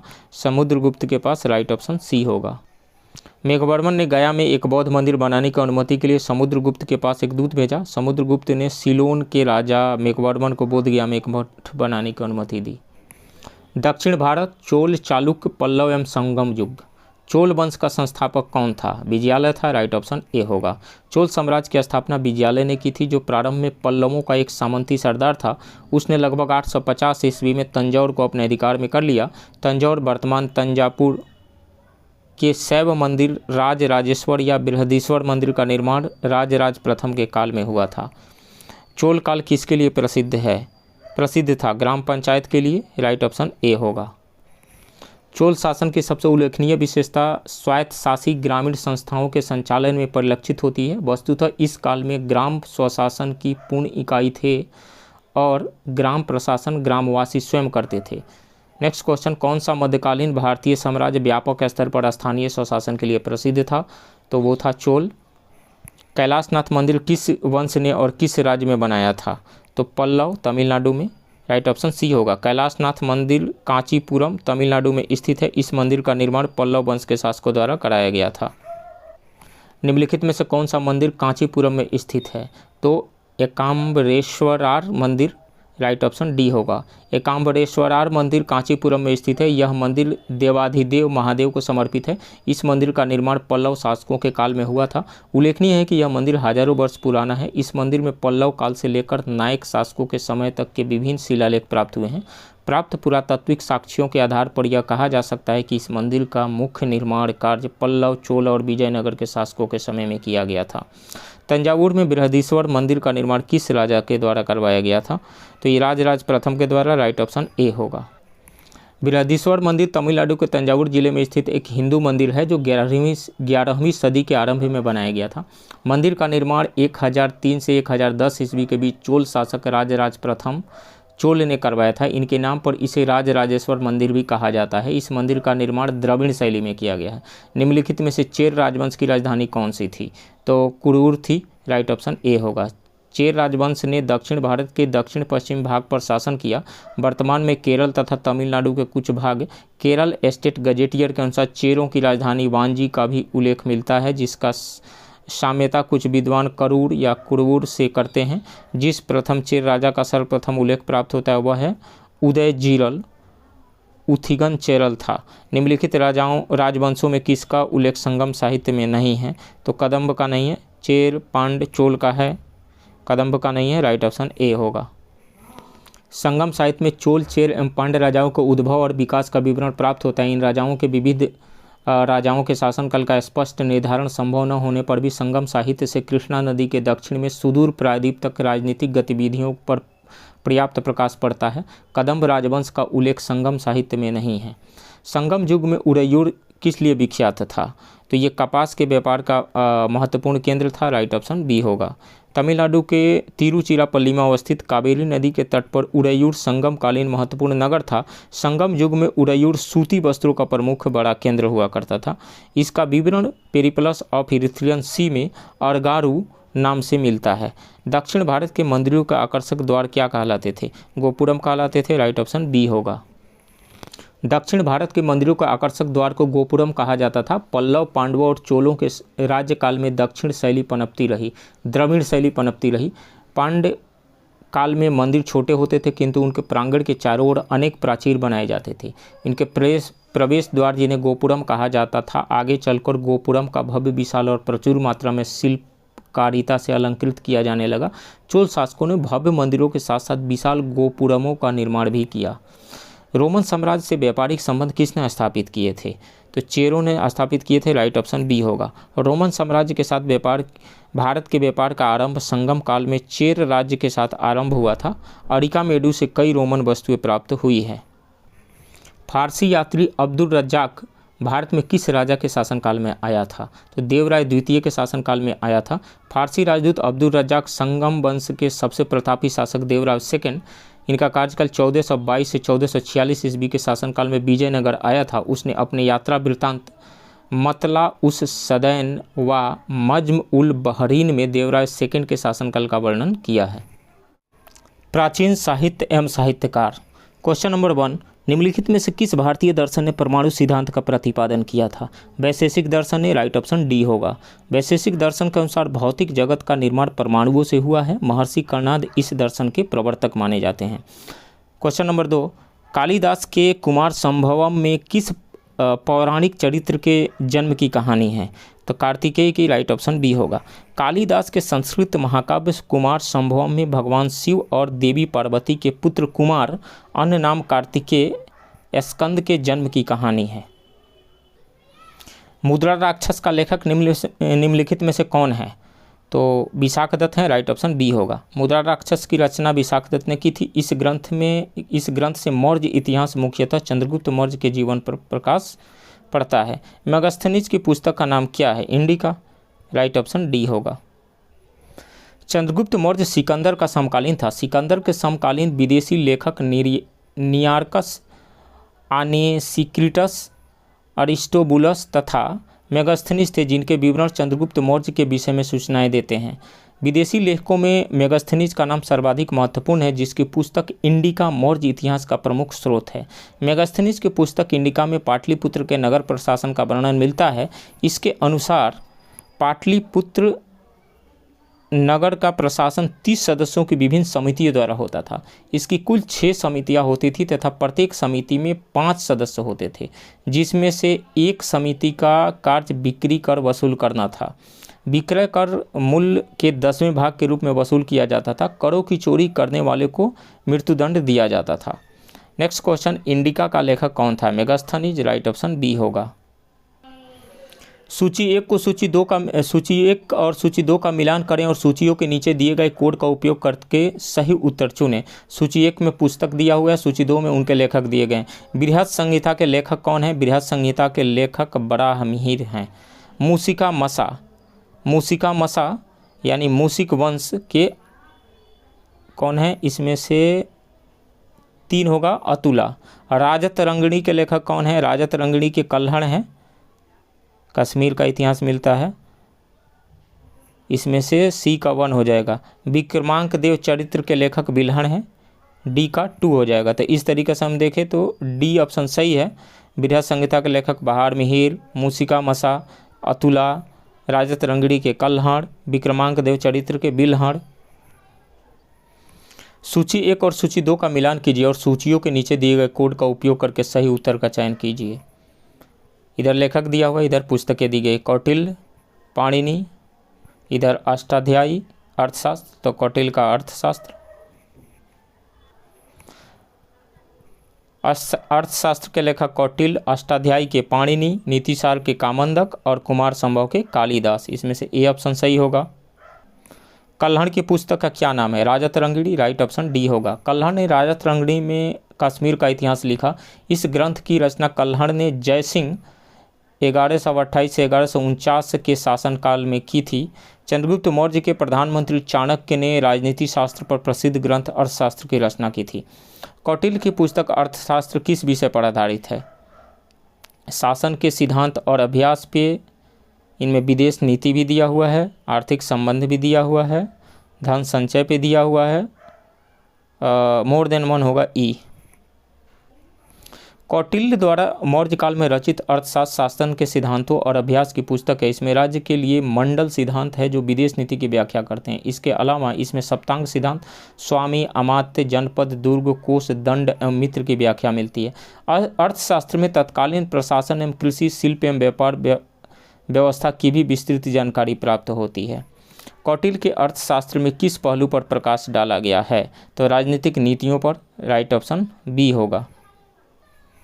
कौटिल्य के अर्थशास्त्र द्वारा मौर्य शासनकाल की बहुत सी बातों का ज्ञान प्राप्त होता है। यह वस्तुतः ऐतिहासिक ग्रंथ नहीं है अपितु राजनीतिक शास्त्र का एक अद्वितीय ग्रंथ है। इसमें मुख्यतः राजनीतिक नीतियों पर प्रकाश डाला गया है। अर्थशास्त्र नामक पुस्तक का लेखक कौन था? कौटिल्य। राइट ऑप्शन बी होगा। इतिहास के प्राचीन और मध्ययुगीन काल के राजाओं और उनके द्वारा लिखी गई रचनाओं का सही मिलान किस युग में किया गया है? इसमें से दिया फर्स्ट में दिया हुआ कृष्णदेव राय, ये बुक जो है सम्रांगण सूत्रधार, इसके लेखक कृष्णदेव राय नहीं, इसके लेखक हैं राजा भोज, परमार वंश के राजा भोज। महेंद्र वर्मन मत विलास प्रहसन, तो मत विलास प्रहसन के लेखक महेंद्र वर्मन प्रथम रहे हैं, ये सही है, ये गलत है। सी में देख लेते हैं। मानसोलास के लेखक सोमेश्वर थर्ड हैं, भोजदेव नहीं है, ये भी गलत है। सोमेश्वर अमुक्त माल्यद के लेखक कृष्णदेव राय हैं, सोमेश्वर नहीं है, तो ये भी गलत है, बी सही ऑप्शन है। मत विलास प्रहसन के लेखक महेंद्र वर्मन प्रथम हैं, अमुक्त माल्यद के कृष्णदेव राय, सम्रांगण सूत्रधार के राजा भोज और मानसोलास के Someshwar third. Periplus of the Erythraean Sea किसने लिखी थी? तो ये अननोन है, इसमें से राइट ऑप्शन ई होगा। पेरिप्लस ऑफ द इरिथ्रियन सी एक Greco Roman Periplus manuscript document है। यह रोमन मिस्र के बंदरगाहों से नेविगेशन और व्यापार के अवसरों का वर्णन करता है। इसे लगभग 60 ईस्वी में एक अनाम व्यापारी ने लिखा। इसने भारत से आयात निर्यात की जाने वाले वस्तुओं का भी उल्लेख किया गया है। पृथ्वीराज रासो के लेखक हैं, तो चंद्रबरदाई है, राइट ऑप्शन डी होगा। चौहान वंशीय शासक पृथ्वीराज थर्ड राय पिथौरा भी जिनको कहा जाता है, कि दरबारी कवि चंद्रबरदाई ने पृथ्वीराज रासो की रचना की। इसमें चौहानों को अग्निकुंड से उत्पन्न बताया गया है। पृथ्वीराज रासो नामक पुस्तक किसके द्वारा लिखी गई थी? तो चंद्रबरदाई के द्वारा, राइट ऑप्शन बी होगा। स्वप्न वासवदत्ता के लेखक हैं, तो भास हैं, राइट ऑप्शन बी होगा। महाकवि भास के नाम से 13 नाटक उपलब्ध हुए हैं, जिन्हें वर्ष 1909 में श्री टी गणपति शास्त्री ने त्रावणकोर राज्य से प्राप्त किया था और वर्ष 1912 में इसका प्रकाशन किया था। इन नाटकों के नाम हैं प्रतिज्ञा यौगंधरायण, स्वप्न वासवदत्ता, उरुभंग, दूतवाक्यम, पंचरात्रम, बालचरित्र, दूत घटोत्कच, कर्णभार, मध्यम व्यायोग, प्रतिमानाटकम, अभिषेक नाटकम, अभिमारकम एवं चारुदत्तम। कुमार संभव महाकाव्य किस कवि ने लिखा है? कालिदास ने, राइट ऑप्शन डी होगा। कुमार संभवम महाकाव्य की रचना महाकवि कालिदास ने की थी। इनमें 17 सर्ग हैं, इसमें से केवल पहले 8 सर्ग ही कालिदास द्वारा लिखे गए हैं, बाकी अन्य 9 सर्ग अन्य कवियों द्वारा लिखे गए हैं, जिनमें प्रकृति चित्रण तथा कार्तिकेय की जन्म और तारकासुरवध की वृतांत वर्णित हैं। किरातार्जुनीयम पुस्तक किसने लिखा था? तो भारवी ने लिखा था, राइट ऑप्शन डी होगा। कृतार्जुनीय पुस्तक के लेखक भारवी है। इस पुस्तक की कथा वस्तु महाभारत से ली गई है, जिसमें अर्जुन तथा किरात वेशधारी शिव के बीच युद्ध का वर्णन है। उस स्रोत का नाम बताइए जो प्राचीन भारत के व्यापारिक मार्गों पर मौन है। तो मिलिंद पन्हो, राइट ऑप्शन बी होगा। पाली भाषा में लिखित इस ग्रंथ में नागसेन एवं हिंद यवन शासक मिनांडर के बीच वार्तालाप का वर्णन है। इसमें व्यापारिक मार्गों का वर्णन नहीं मिलता है। हर्षचरित्र नामक पुस्तक किसने लिखी थी? बाणभट्ट ने लिखी थी, राइट ऑप्शन बी होगा। हर्षचरित्र ग्रंथ की रचना सुप्रसिद्ध लेखक बाणभट्ट ने की थी। यह वर्धन वंश के इतिहास का प्रमुख स्रोत है। यह एक आख्यायिका है जिसमें लेखक अपने समकालीन शासक तथा उसके पूर्वजों के जीवन वृत्तांत का वर्णन करता है। सुमेलित करना है सूची 1 से सूची 2 को। इधर पुस्तक दिया गया, इधर क्षेत्र दिया है गणित, चिकित्सा, नाटककार और ज्योतिष। इधर चरक, ब्रह्मगुप्त, बराहमिहिर और विशाखदत्त। तो चरक क्या थे? चरक संहिता। चरक क्या थे? चरक जो थे चिकित्सा क्षेत्र से संबंधित है, चरक संहिता। ब्रह्मगुप्त गणित से संबंधित है, तो बी का 1 हो जाएगा। बराहमिहिर ये ज्योतिष से संबंधित है। विशाखदत्त नाटककार रहे हैं, तो इसमें से बी ऑप्शन सही होगा। चरक चिकित्सा, ब्रह्मगुप्त गणित, बराहमिहिर ज्योतिष और विशाखदत्त नाटककार।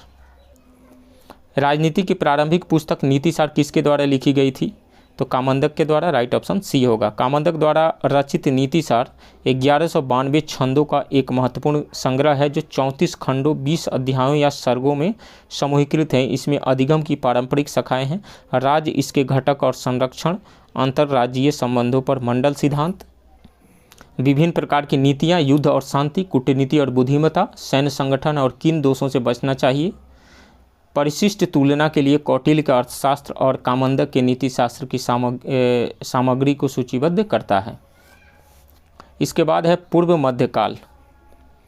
कर्नाट वंश का संस्थापक कौन था? नान्यदेव, राइट ऑप्शन ए होगा। कर्नाट वंश के संस्थापक नान्यदेव 1097 से 1147 ईस्वी थे। वे एक महान योद्धा थे। नान्यदेव ने कर्नाट की राजधानी सिमरावगढ़ को बनाया। कर्नाट वंश का शासनकाल 1097 से 1325 ईस्वी मिथिला का स्वर्णयुग कहा जाता है।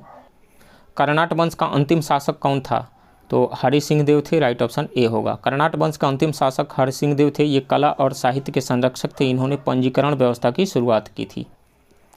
नेक्स्ट क्वेश्चन, बिहार में विक्रमशिला विश्वविद्यालय के संबंध में निम्नलिखित कथनों पर विचार कीजिए। यह बिहार के वर्तमान बांका जिले में स्थित है। नहीं, ये गलत है। इसका स्थापना पाल वंश के राजा गोपाल प्रथम ने की थी। ये भी गलत है। बौद्ध धर्म का वज्रयान संप्रदाय यहाँ फला फूला, ये सही है। यहाँ खगोल विज्ञान, तर्कशास्त्र, कानून, व्याकरण और दर्शन जैसे अन्य विषय भी पढ़ाए जाते थे, ये सही है। तो 3 और 4 सही है, 1 और 2 गलत है। तो गलत कथन चुनना है, तो 1 और 2, राइट ऑप्शन ए होगा। विक्रमशिला विश्वविद्यालय की स्थापना पाल शासक धर्मपाल ने की थी। यह बिहार के वर्तमान भागलपुर जिले में अवस्थित था।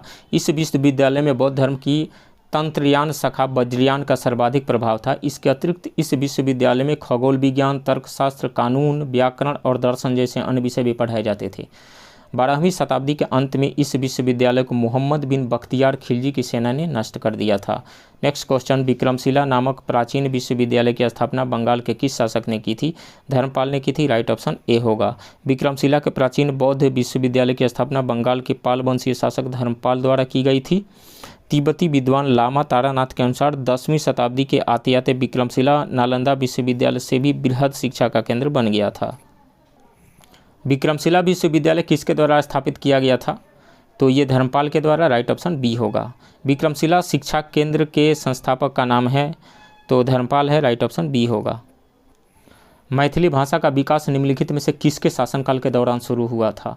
कर्नाट राजवंश के, राइट ऑप्शन डी होगा। मैथिली भाषा का विकास कर्नाट राजवंश 11वीं शताब्दी में से 14वीं शताब्दी के शासनकाल में हुआ था। कर्नाट वंश का संस्थापक नान्यदेव थे। उदंतपुर शिक्षा केंद्र निम्न में से किस राज्य में अवस्थित था? तो ये बिहार में, राइट ऑप्शन बी होगा। उदंतपुर प्राचीन काल में एक प्रमुख शिक्षा केंद्र था। यह बिहार राज्य में अवस्थित था। इसकी स्थापना पाल वंश के प्रथम शासक गोपाल ने की थी। कश्मीर का अकबर नाम से प्रसिद्ध सुल्तान था, तो सुल्तान Zainul Abidin, right option D होगा। अकबर के समान धर्म सहिष्णु एवं सामाजिक कार्यों के लिए सुल्तान जैनुल आबिदीन को कश्मीर का अकबर कहा जाता है। इसने संस्कृत के अनेक महत्वपूर्ण ग्रंथों का अनुवाद कराया तथा श्री भट्ट और मंसूर बिन अहमद जैसे वैदियों को संरक्षण प्रदान किया था।